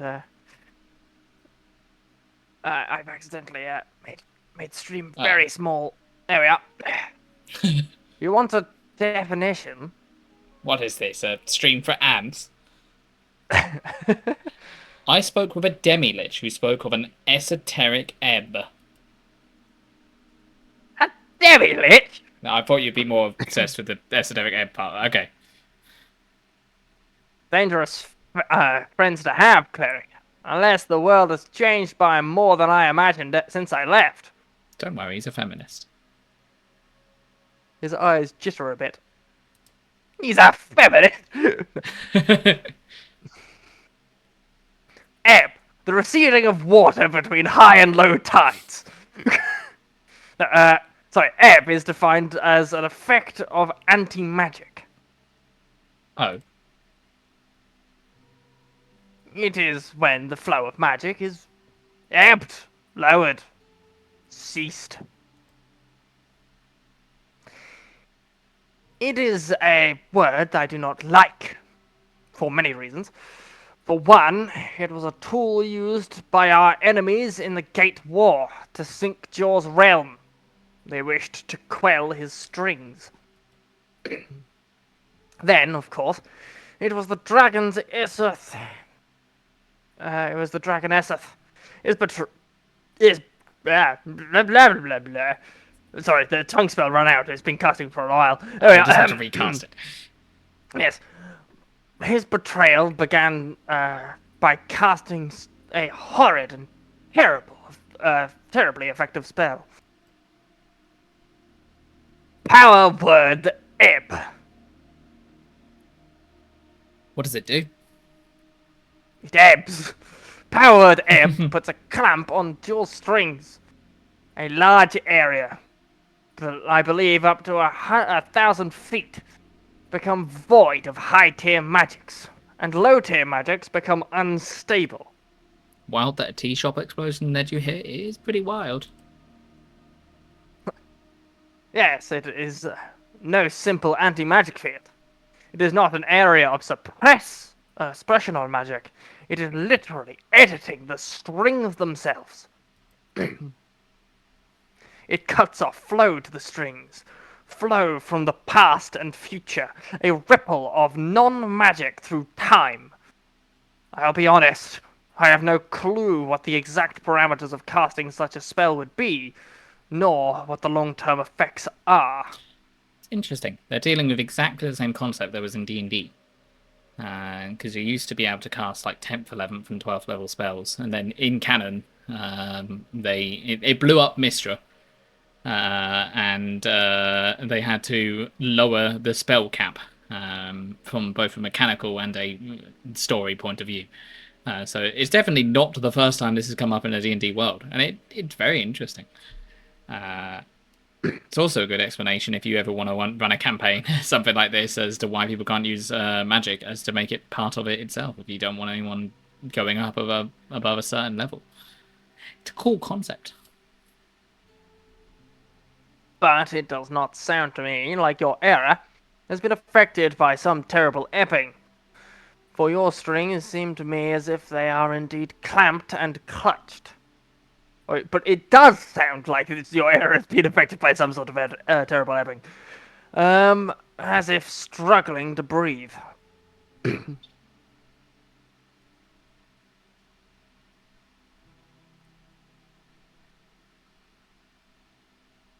know what. Sometimes I click one and it progresses, and sometimes I don't. What do you mean by past and future? That is a lot of questions. I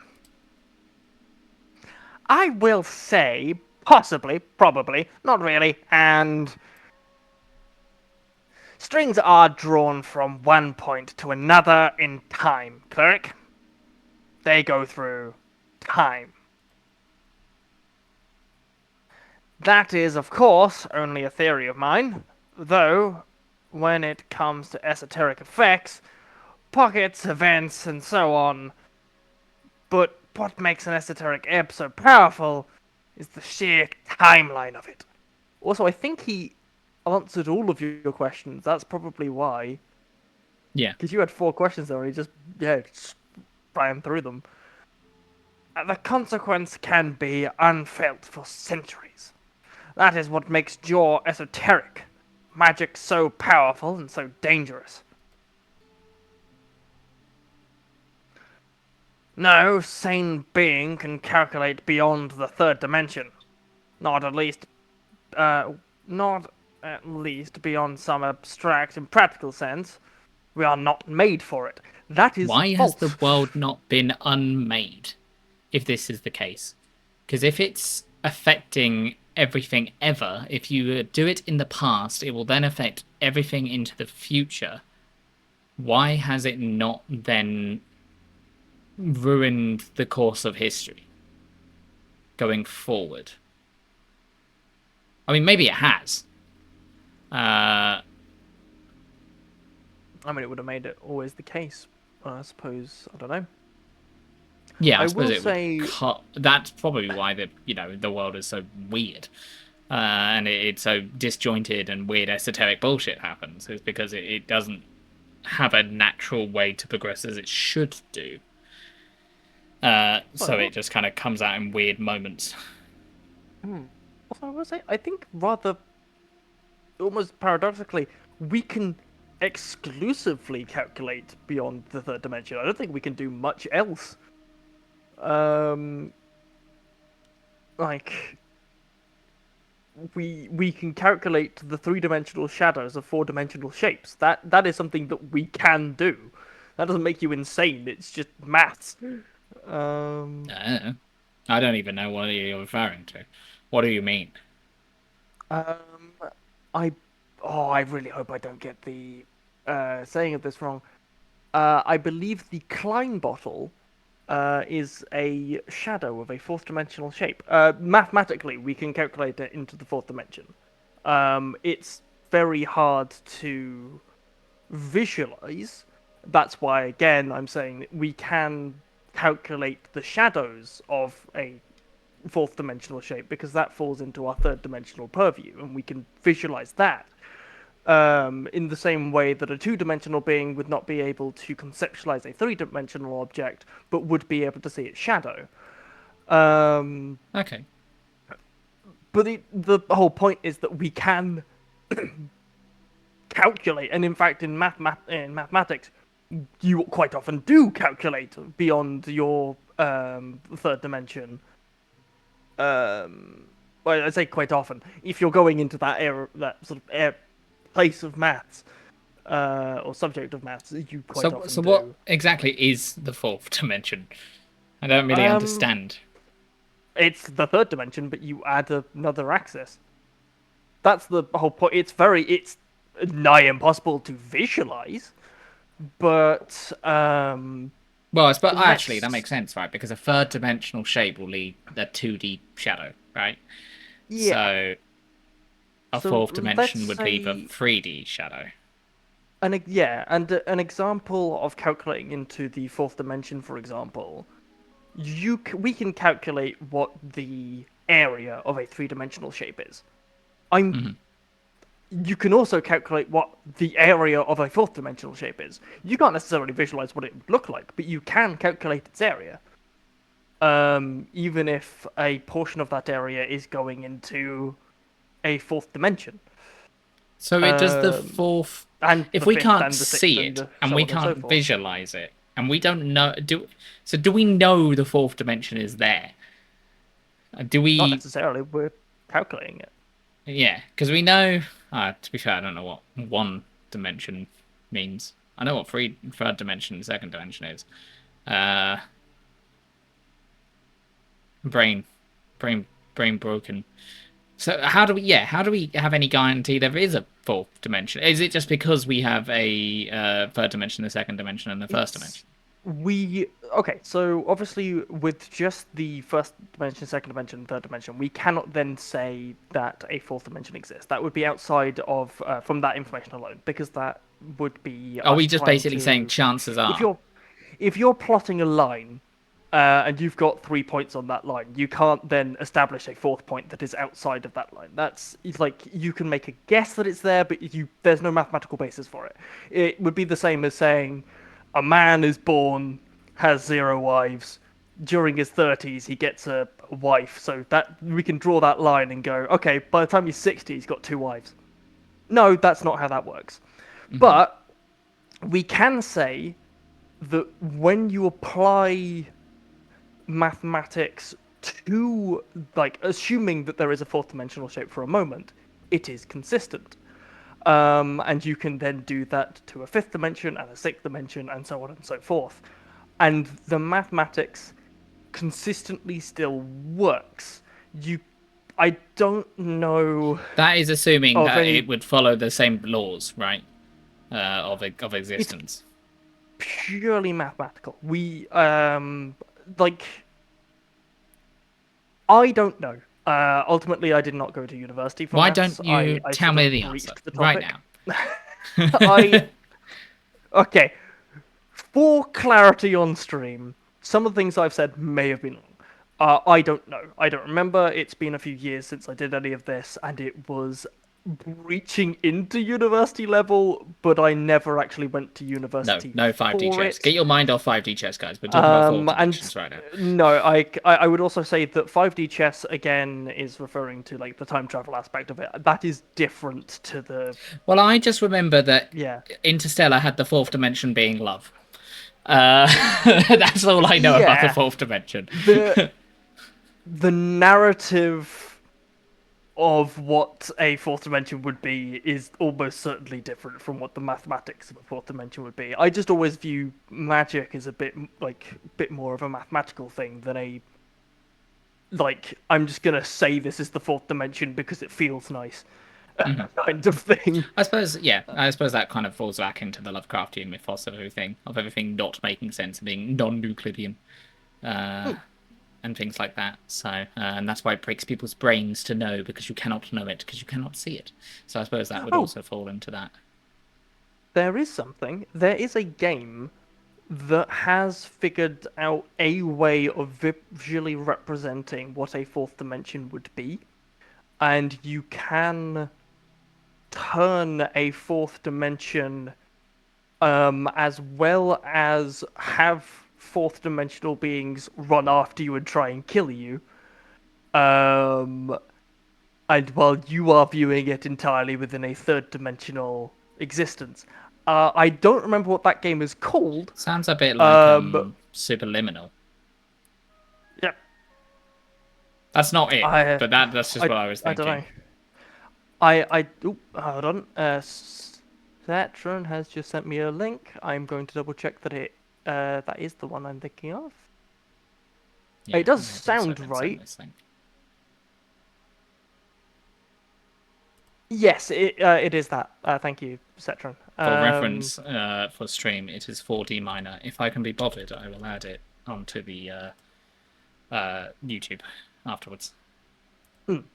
But the point is, from looking into, I think if you're perfectly aligned with the axis of the fourth dimension, everything looks completely normal. But the second that you start turning in the fourth dimension, looking at it from the third dimension, everything looks wrong, and turning feels incorrect.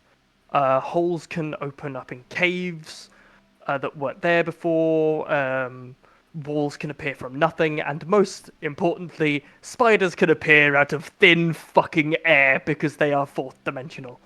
Um, So your umbrage with the statement here is not that it can't be calculated, is that it can't be seen. it cannot be. I'd say it can be kind of seen, but it can only be seen from. If your eyes are designed to see a third dimensional thing, you have to effectively view. Like, okay, let's say you have a cube. You are two dimensional. You can see each side of the cube independent. So you can see the six sides of the cube if you line yourself up properly. But you can never view the whole cube. Not at once. Well, unless you've got Um, mirrors. where would you put the mirrors? They would have to be third dimensional. What about one of those weird, like, mirror rooms? Right. Sorry, Cetron just sent me a diagram and is. Yes, the Tesseract. I don't know how the Tesseract exactly works. Um, I don't know. I don't know. But the point is, you would have to. You would never be able to see the cube as a cube. You would have to um, see it within your own senses. So you would never be able to truly observe a fourth dimensional, but you would be able to observe it within a third dimensional scope. Okay. And so, it is basically impossible to like mentally map out and probably fully understand, at least with our current understanding of it. But it can be calculated. That is the main thing I have a problem with the sentence, is because it exclusively and very really can be calculated. It just can't really do much else.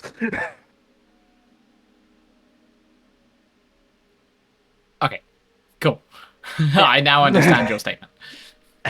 Let us continue. Yeah. Okay. That doesn't. Jesus Christ, that's a fucking discussion. That does not stop me from researching it, or at least until Useth did. Now he is getting sad again. How do you know about Jaws strings? He holds out a hand and casts prestidigitation. When Jor crafted the coast, he did not make it from scratch. Dazzling lights spawn out of his palm, forming a collection of gleaming lights. He based his design on others, the landscape, the water, the wind, the biome, as well as the magic. In most other realms, from what our history teaches us, ley lines, as in the thing we channel magic from, is usually formed as a web. A network, a weaving, a series of nodes connected. This design was fundamental and solid. It connected so many material realms to the outer ones. As in, they were not just one. The solid world of mortals on one side, the worlds with all the angels and demons and non-mortals on the other, the magic web interconnecting them. Most antisepalians will tell you the same thing. The world of mortals and non-mortals were separated beyond Jaws' realm. Right, before the gates closed, we were separated. You know, Yor did something different. He created the strings instead of having a series of nodes with interconnections between them. His ley lines were simply just nodes. They contain a sort of esoteric vector. Intensity, delta, brush, tone. Some call it colors. Various difficult to pass parameters. Instead of being interconnected, they simply bump into one another. Physically, this is how they interact, so put it in a simple metaphor. However, Jor did something ingenious here. He took the design of those interconnected webs and repurposed them, not to connect to one another, but to connect with themselves. Over time, itself. Connected from the past, through the present, to the future. A straight line, a chord, a string. Remember, he is reading your mind. Every option you think of will be presented to him all at once. Yes, exactly. What difference does it make in comparison? To some extent, you kind of did inform him about all of the the possible people he could have gone to then. Yeah, exactly. Uh, What difference does it make in comparison to their web design? Why did Jaw make the strings in such a way? Do you think the Arcanist grew so powerful due to the figuring out Jaw's secrets? Is the magic capable of flying backwards through time? Thank you. That should be every question I had about the strings. Move on. Is there magic capable of flying backwards through time? okay, that's a lot to take in all at once. This mind reading makes conversation highly efficient and boring. I'll take your questions one by one, if that's all right. Starting off, compared to the original web design, which I sadly have not been able to investigate myself, I am basing all of my findings off data retrieved from my forebears. There seems to be almost no real difference on the surface level. Channeling magic from a practical art works fundamentally the same, drawing powers from the network using verbal, somatic, and components to and material components. So I'm just going to steer this power in a certain direction. However, this change makes the network into strings. Change it. However, this change, making the networks into strings, changes how that magic flows. Instead of being focused on one point in time, it is constantly connected to the past and the present. Part of that power is leaking in every direction. That's crazy. Now, this does happen in some degree in a normal web-based node system as well. That's how divination magic works. But instead of happening in a natural way, just like we remember, there, where we were a second ago, so does magic. Just like we can extrapolate on current information in order to reach conclusions about the future, so does magic. Oh, I get it. Something just made it click in my head. I can't tell you, but something made it click in my head. Was it cash related? It is cash related. Yeah. The strings, instead, as it directly the strings instead are directly connected. It would be as if we are constantly. It would be as if we constantly saw ourselves in the past along our present, with a glimpse into the future. Like a constant, permanent form of a divination spell. It's quite difficult to imagine. To answer your second We've question, got a talkative one here. good lord, yes, I do not know why Jor made the strings this way. There are theories. He could have done it to perform some kind of chronomancy. The strongest magic. Chronomancy! Perhaps it was simply an experiment. My personal belief is simply that Jor found it efficient by leaking esoteric energies to the past and future. Shit, that's an unfortunate message to receive. By leaking esoteric energies into the past and future, it would make sense that we are able to build a much more potent acceleration in our spells. Everything alright? Yes, it's fine. Actually, I'm just going to say, Rogue, are you watching the stream? It does seem very. I just thought of a really wild theory. Maybe we are Jaw. If everything exists from the past into the future, and we know everything that's Oh. going to happen, and we know every single esoteric event that might happen, and we are extremely quick at picking things up and taking strings and using them for ourselves, maybe we go into maybe by figuring this out, we then have the capacity to be able to understand where things go from the past into the future, because the only way you could possibly make a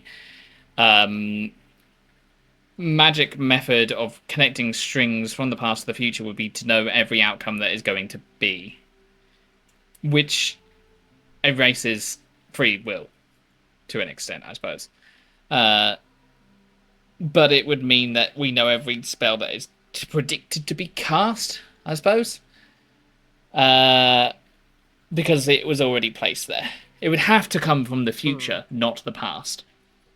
Unless you had such foresight to be able to see into the future. Probably not, then, I assume, by the lack of response. I don't know. I meant for Rogue, but yeah. Do you want to message also, me something, yes. or are you okay? No. I'm fine. He was just Rogue sent me a message saying that the place that we'd usually order pizza from, well, she would usually order pizza from, I would usually order something else, are currently not selling pizzas, which is Uh, unfortunate. that's upsetting. I agree. I will continue then, shall I? Well, Yes. it's going to be you continuing, but yes. Yes, I will. How this works in practice, none can tell. Not since the gates closed. I'm also realizing as I continue, I am slowly dipping into, like, from just pure Riverine You've to definitely gone Riverine from Tom Riverine. Scott. Like, as to your third question, yes, it sounds as if your Arcanists did uncover many of the same mysteries we worked on. However, it does sound as if Jor abandoned them in a way not dissimilar to our own. He's Mr. Tom Scott. I'm in these ruins, and I And have I am in discovered. these ruins. Now, give me a moment. I just need to quickly grab. Uh, I need to quickly give my order to someone in the other room. It will Yeah, take go for it. literally a moment. I know exactly what I'm getting. Go for it. Go for it. Everyone enjoying themselves so far. I hope you're all having fun. I hope if you have come from the raid, your mind has not been boggled too much. Esoteric Ebb is a game. If you have been watching and you haven't played this game, I would highly advise turning your brain off whilst we play through the rest of this game. There is major spoilers. This in itself is a major spoiler. Crazy. I would never have imagined when I started this game being at this point. Which is, yeah, I never predict it. This game was incredibly difficult to predict. Couldn't have imagined a lot of the things that have happened, and I like it. It is twisted and turned within the narrative quite a bit. Finding a creature from an extinct civilization is pretty crazy, and it is kind of the thing that I enjoy about D&D as well. It's kind of included all aspects within that. It's kind of the perfect game for me personally because I love D&D and I love mystery, and it's kind of I have wedged these two things together. I have successfully ordered pizza fries. Fantastic, fantastic. Whoever Fran is. I am here now in the gravity flip. Right. Finally, your fourth question, and I think the one you actually asked. Chronomancy is a topic many wizards dream of as they study. Ugh, sorry, I needed to hydrate real quick. I must disappoint you. There are no ways beyond divination, those little peeks behind the curtain, to tamper with time. It is not, as Brennan Lee Morgan would say, the most powerful source of magic in this world. As the strings move forward, Jor watches us go along them. That is one of the messages we received from him all those years ago. He is watching. That is our one chance to make this is our one chance to make our choices, so make them well. If you believe in free will. But if we are if we are following across so they're not choices then. If it is, the strings have already been put into place of we are following along them. That is literally what he said. So it's not possible. Well, he says it is possible if you do a jaw thing. If you just pull a jaw and break free, which he clearly does believe. Granted, this does breach into my favourite topic of proof free will exists to us. Yeah, true. Strings are non-Euclidean. He didn't necessarily say they're non-Euclidean. He didn't necessarily say they're 4D. It's just, no. It's just the wording. It's just he is watching us go through it. So he is watching it as it happened. So yeah, no, these are your statements. Yeah. Okay, fair enough. How do I learn higher tier magic? Time and effort, cleric. Time and effort. I remember when we taught a batch of students about to rush in. Sorry, the tongue spell is fucked again. Um, right. I remember when we taught a batch of students about to rush out into the wild to burn some fey creatures with fireballs. That sentence had no fucking commas. They said that they needed the experience. This was before the DM of the world turned over to Milestone. Milestone. The wisdom of Jaw teaches us otherwise. Repeated exercise does build muscle memory, yes. However, true experience is brought from novelty. Jaw It's brought both. us over to Milestone. It's both. It's experience because we have evidently seen it's the explanation of the mechanical. Yeah. We have, and repeated experience has built our experience. Well, actually, yeah, you're not Milestone. You are literally experience. Speaking and saying what are you voting for in the election, determining ourselves as the cleric or the druid. Yeah. Has built our experience as we've gone along through repeated effort and constant. We've gained more experience as we've gone along as well through constants. Yeah. But the most experience we have got, I believe, has been from completing quests and fulfilling narratives. It's an interesting way of explaining the gameplay loop of a game, and I like it when games do this. Yeah. Be interesting. Your future and high tier magic will be born from that. Nobody likes a boring person. See, that lines up with something in potential. Thank you. That was very informative. No problem. I am no lecturer, so apologies if I'm ranting too much. So, I've gone through these backwards. So, you're a wizard. Yes, I would have hoped you realised that by now. I am a learned Tolin of the Path of Jaw. String master, string player, string player, chord puller extraordinaire. I might have missed a few eras, but I assure you that we had reality warping powers in our times. What's your question, Goffy? By Jaw! I sure sound like an old timer. Because he is. Fucking rude. I heard that. Sorry. Pay to win gives you VIP. If you have pay to win, you get a VIP badge. I'm very surprised that you weren't given one for free. I saw your real life reaction to that. I do not agree to this capitalism. It gives you a nice badge next to your name. It shows that the streamer cares about you. Yeah. I wanted monies. Well, hold on. We share finances. This money just goes back in. Okay. Look, this is you don't have you don't get a sub badge so far. So it would give you a badge if you wanted it. Or I could say no, because that would look like favoritism. That is funny. It's up to you. If you want to click it, you're more than welcome to. You will lose all your points though. You gotta click the redeem then. Yeah, that's the essential part of it. Is if you want VIP, you gotta click the redeem. I love. Oh, you don't have enough. So you're questioning. Okay, that's fine. Yes, it gives you VIP. Hold on. Does it not say on the redeem?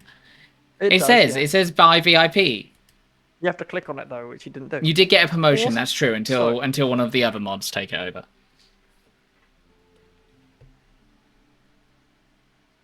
What was that?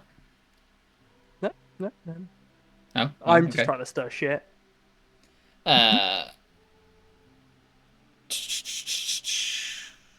Do you have any questions, about all the stuff you've missed? Cetrin, I'll be honest. we've made a pact so far not to usurp your power. However, if you start calling us scum, God, I feel as though you are going to be starting a 1,000-year war. Anyway, a couple of thousand of them, yes. Oh, sorry, my TV that I'm on at the moment just tried to turn itself off. I No. will also, of course, dive into whatever liberties you have available for information soon enough. Libraries.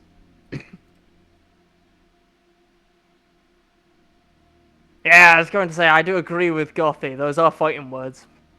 God, I could hear the voice leaving my as I talked. You will still have liberties, I hope. Oh, libraries. Libraries. Fuck. We have the Darrowian, Darrowian library just south of here. I can get you access if I put in an application. Just south and above. No, grand, please do. Is that your local government? Darrow? No. I see. To be fair, that's a bit insensitive. What? Just to laugh at somebody that has no knowledge of the world when he asks a genuine question. I see. Also, I need to ask, what is this south? South?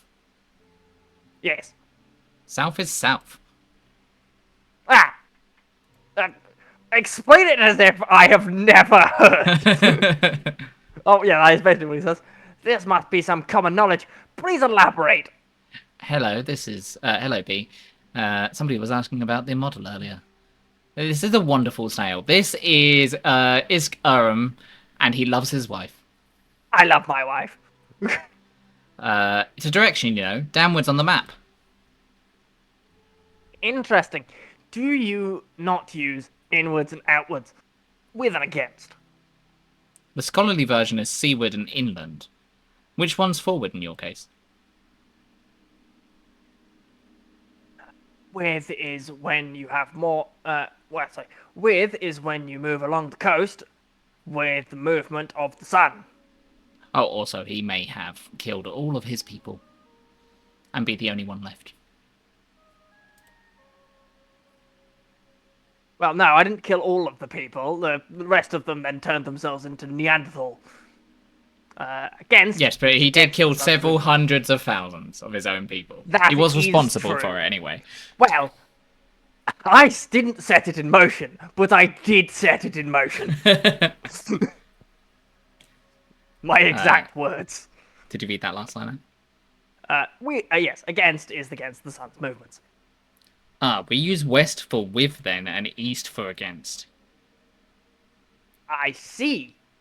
Do you know the etymological origin of those words?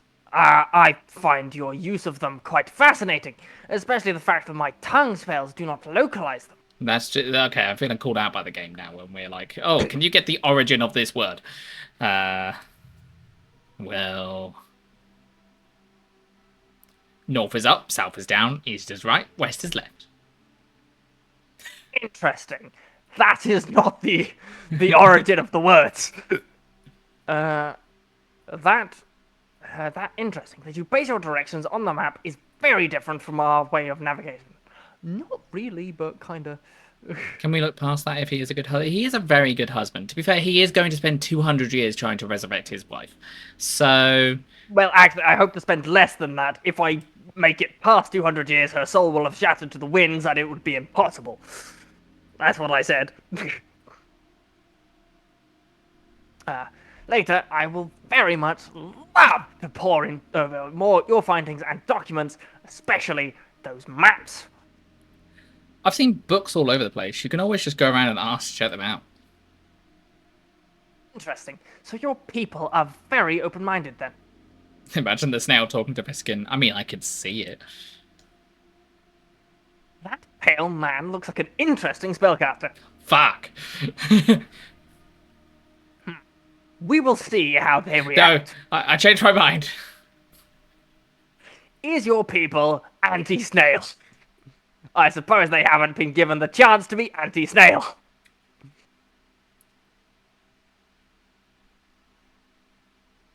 You'll just be an oddity, something for people to gawk at. He nods, and his eyes jut out. Interesting. I am looking forward to navigating your society. So With what a do gun. you want to ask? He lets out a bubbling noise. Timeline. I can see images of your current world in your mind, your city, called Norfolk. You live upon the ruins of my people's creations. Very interesting. But I am interested in how you got there. You appear to be human, yes? I remember the dragons of the caste bringing your people to the coast as servants. Slaves, rather. When did you break your chains? It was during the Fade Era. Humans broke free alongside many others as the big ones fell. Doug, Dudley, and Dim led the charge against the dragons. It was... I see. I am both relieved and extremely happy to hear of their demise. You're welcome. But I must ask, whatever happened to Usuf? His downfall must have been at the hands of some great warrior. Oh, I know that one. It's a children's story. A what? The Little and the Large. Think about the tale. A gnome befriended the Mist Titan of Ascani, and together they defeated the Great Red Dragon. Abacus the Half-Wit and Kai Ymor, the greatest of friends. You're kidding. That's a D&D party. By Jor, that is very good. Very, very good. An iconic end for such a horrid beast.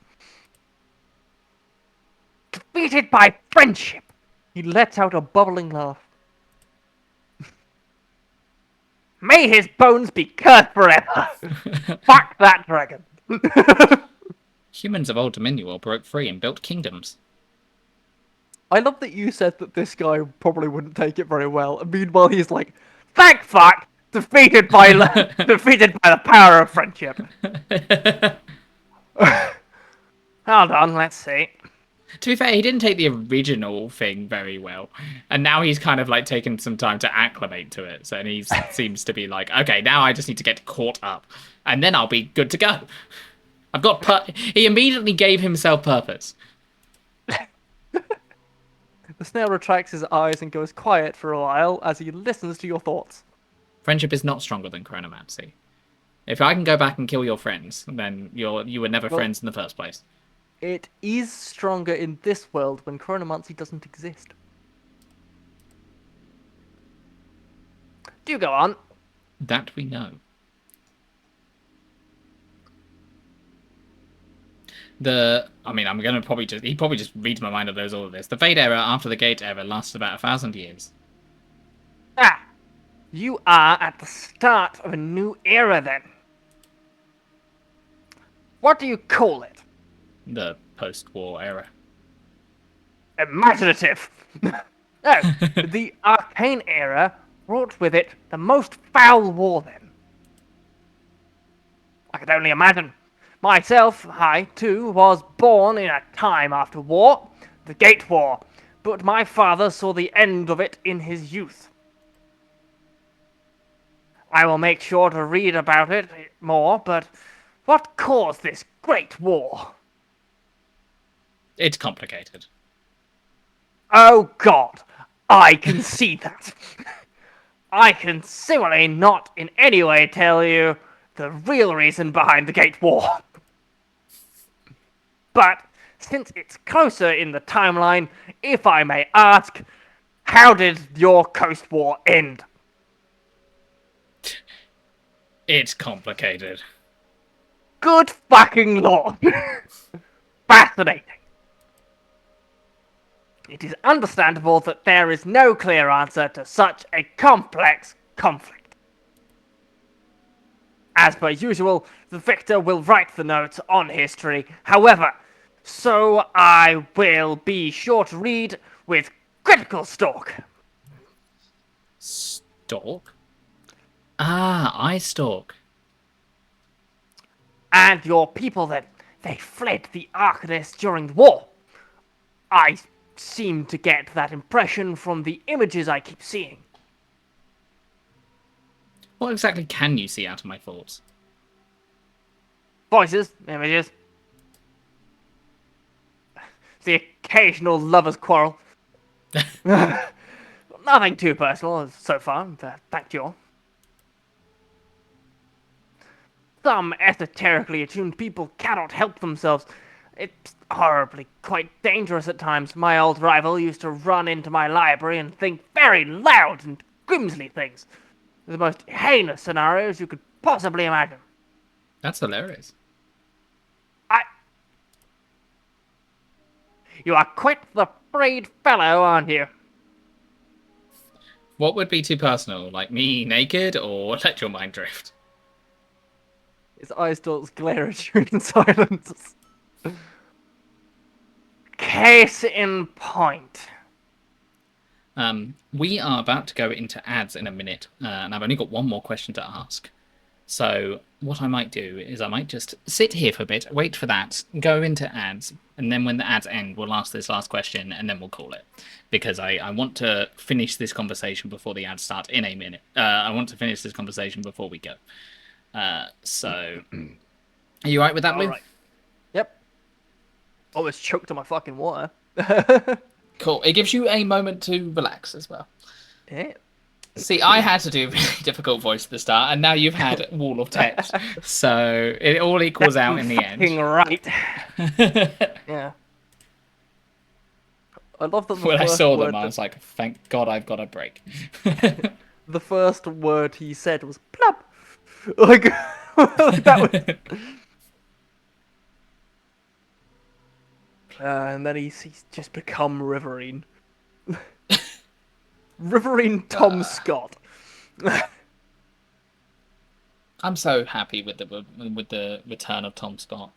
Those videos are like a good comfort video sort of thing to come back to.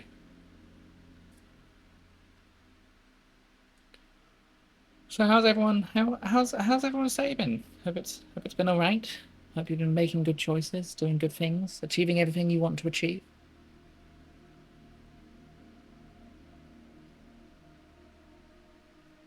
You need to catch up with Tom Scott. You got a lot to catch up with. If you mean it's like past videos, he's been doing it for like 14 years, I think. So a fair amount of time. The new videos, yes. There's not too many of the new videos, but he is producing them at a rapid rate. So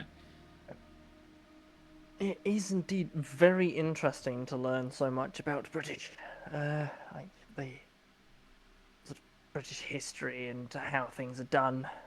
Sort of bit of everything, really. yeah. The gym was brutal today. I'm sorry. I have only set my foot into a gym once, apart from like at school. I was hungover. I asked a friend of mine to wake me up early so we could go to the gym. So we went to the gym. I went on the treadmill for a little while. Then I did the rowing machine, and then I felt like throwing up, and then I never went to the gym ever again. That is my experience with the gym. I gave up on my first day, and I fell asleep in a lecture, and I was like, "That's enough. That's enough for me." Jim, what was the leader's ace? It was. What's the most The level posh? cap. What's the? Oh, what? Huh? What? I thought you meant like what's the theme of the gym? Yeah, I mean that would also work. Yeah. The level cap was level 1. I failed at the first hurdle. Wow. High stum. Nice done. Or if you're muted, not high stum.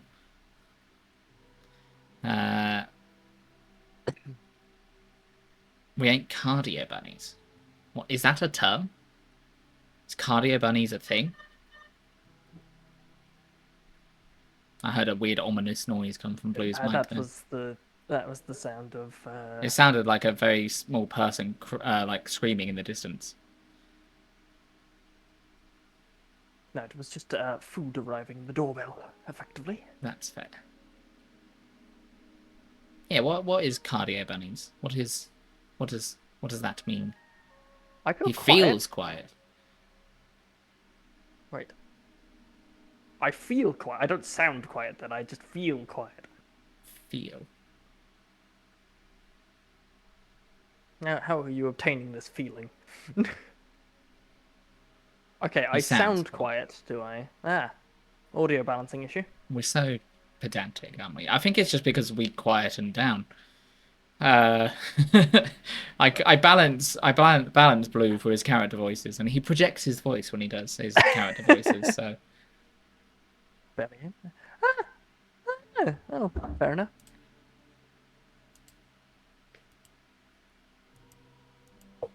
anyway, ads are over. Are you okay? Are you good to continue? Have you got the food? I feel like I asked at the exact time that was the most inopportune time to possibly ask that. I did. I asked as the food was arriving. I'm still trying to imagine what cardio bunnies are. Bunnies that work out? Super hench bunnies? Good job. Thank you. I always appreciate a compliment. I know you meant that sarcastically, but I'm going to take it as a genuine compliment. I think I'm pretty great. Cardio bunnies is a term for mostly girls who stay away from weights because they think it makes them bulky. Stay away from weights because it makes them bulky. I feel like you'd go towards weights to make you bulky.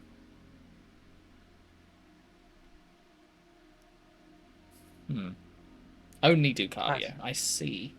It doesn't help that I couldn't remember what cardio meant. This is how unhealthy I am and how little I paid attention in PE. I don't think it was ever described in terms of cardio and things within physical education. I definitely did have that. I definitely got told the difference in PE. That was the thing I got told. Oh, I definitely didn't.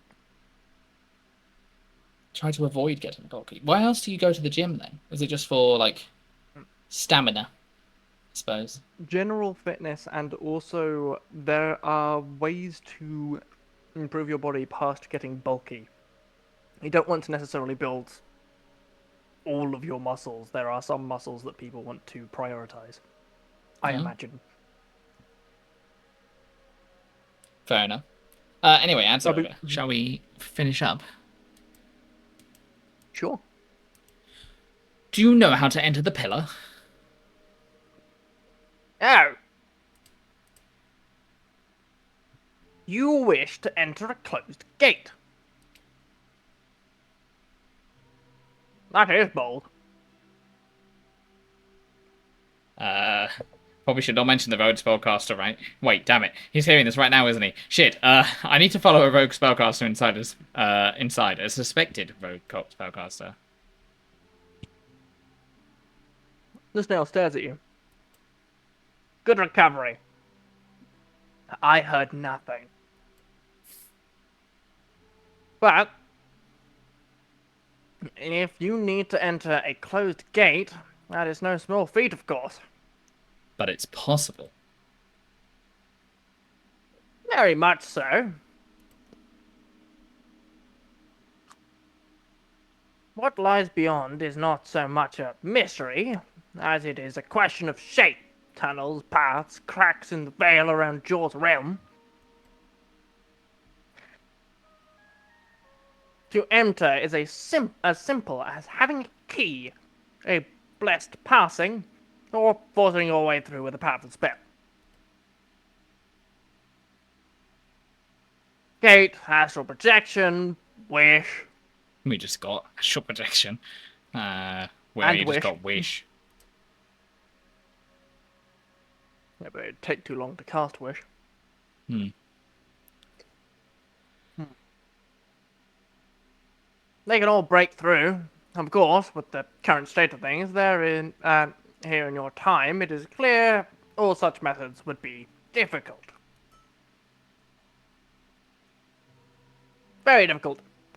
You require assistance from creatures who have studied or understand its current shape. Have Not any in him, mind? because he's been thinged. Yeah. No, it's his head. Viskin, the dragon. That angel. Tut was a genius on planar travel. She could have helped you. You made him sad again. That's sad. Sorry.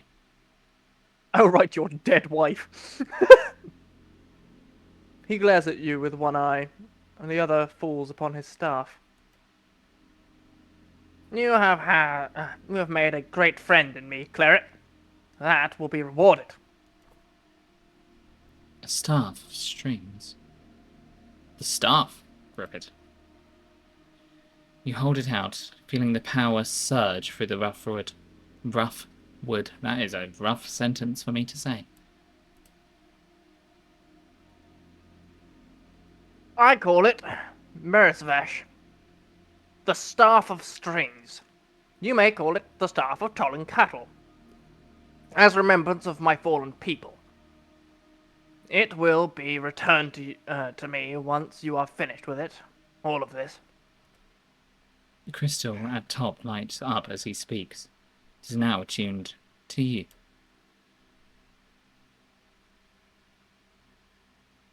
If you wield it while dealing with this gate, or no, it will grant you assistance, information, attunement, so on. Just make sure to equip it before you do so. My dear wife's research can be found within its core. It will help you, I'm sure. Thank you. Anta. As for who you should speak with, I have no idea.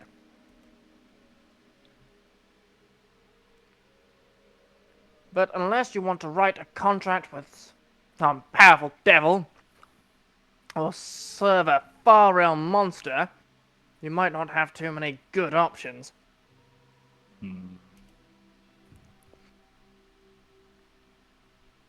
Oh. The only creature I knew beyond my people who understood the mechanics of the gate was the Gate Guardian herself. But she was ancient by the time I reached adulthood, so I would not count on her being around still. Oh, is this the Sphinx? Gate Guardian? Are you talking about the Sphinx? Excuse me? Oh, is this the Sphinx? She's still around? Yeah, so you know her. The snail leans back, still reeling over this information. You keep shocking the poor man. He's got an old friend in the city then. Good for him. I'll have to visit.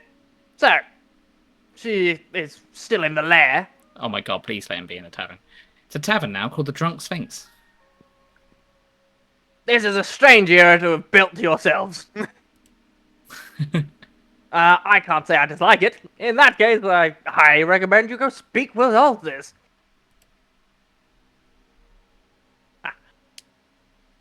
Unless you've made a fool of yourself before, she might be inclined to help you get into the gate crack. I think I did alright. Flashback to when you spoke with Moses last. I may have flirted with her, yes. I'm sure with the Merisvesh, it'll be fine. Fuck. Sorry. And if not, then, maybe there are some other dark and oppressive magical creatures you can persuade. Like that aberration called Everglad that lives in these tunnels, I assume? Ah. He looks around. I should probably leave here soon, if things like that have taken hold. Thank God I didn't say about Fiskin. I'll see you around, Isk. Thank God you didn't say about who. Nothing. Think about that nightmare I had where I was doing the test and for some reason I was naked. Stop Right, imagining your penis. We've got Aura of Vitality. Healing energy radiates from you in an aura with a 5-foot radius. Until the spell ends, the aura moves with you, centered on you. During an encounter, each round, you and your allies regain, in the aura, regain 2d6 hit points. Outside an encounter, you gain 20d6 hit points. Nudity in this ebb. We also got Detect Secrets. If there is a trap, hidden cache, or secret door that you are not aware of or in range, you create a translucent trail guiding you to its location. To find traps. Did we get another one? No, I think the rest we got in spell scrolls. So, we have also got... It has not marked these all... Scroll of Astral Protection, an ancient spell scroll of astral projection. Just holding it makes you feel like you have the power to rip a hole in reality. You obviously can't use it, though. Not without ripping a hole in yourself in the process. -3 intelligence, -3 constitution. Scroll of a Wish, an ancient spell scroll from a different time. You cannot read the contents, at all. The snail glyphs running along the edges causes your entire body to tingle as you touch them. However, this is the power of a wish spell. Power so strong, even the paper itself becomes esoteric. Just keeping it near causes your nerves to tingle. And the Staff of Strings, a piece of broken born through centuries of gate war fighting. This indestructible item has seen the early days of this world and has now been brought to this modern alien era. Grasping it gives you chills. +2 intelligence, +2 con. Well, we've got lots of new stuff. We've made a new friend. We have traded our information to a entity that's a aberration. We have released people from a Eternal Doom. It's all been a pretty good day, really, all things considered. And we still haven't internalized everything in our questing tree, which we will still need to do. But that can wait till next time. For now, I'm going to call it today.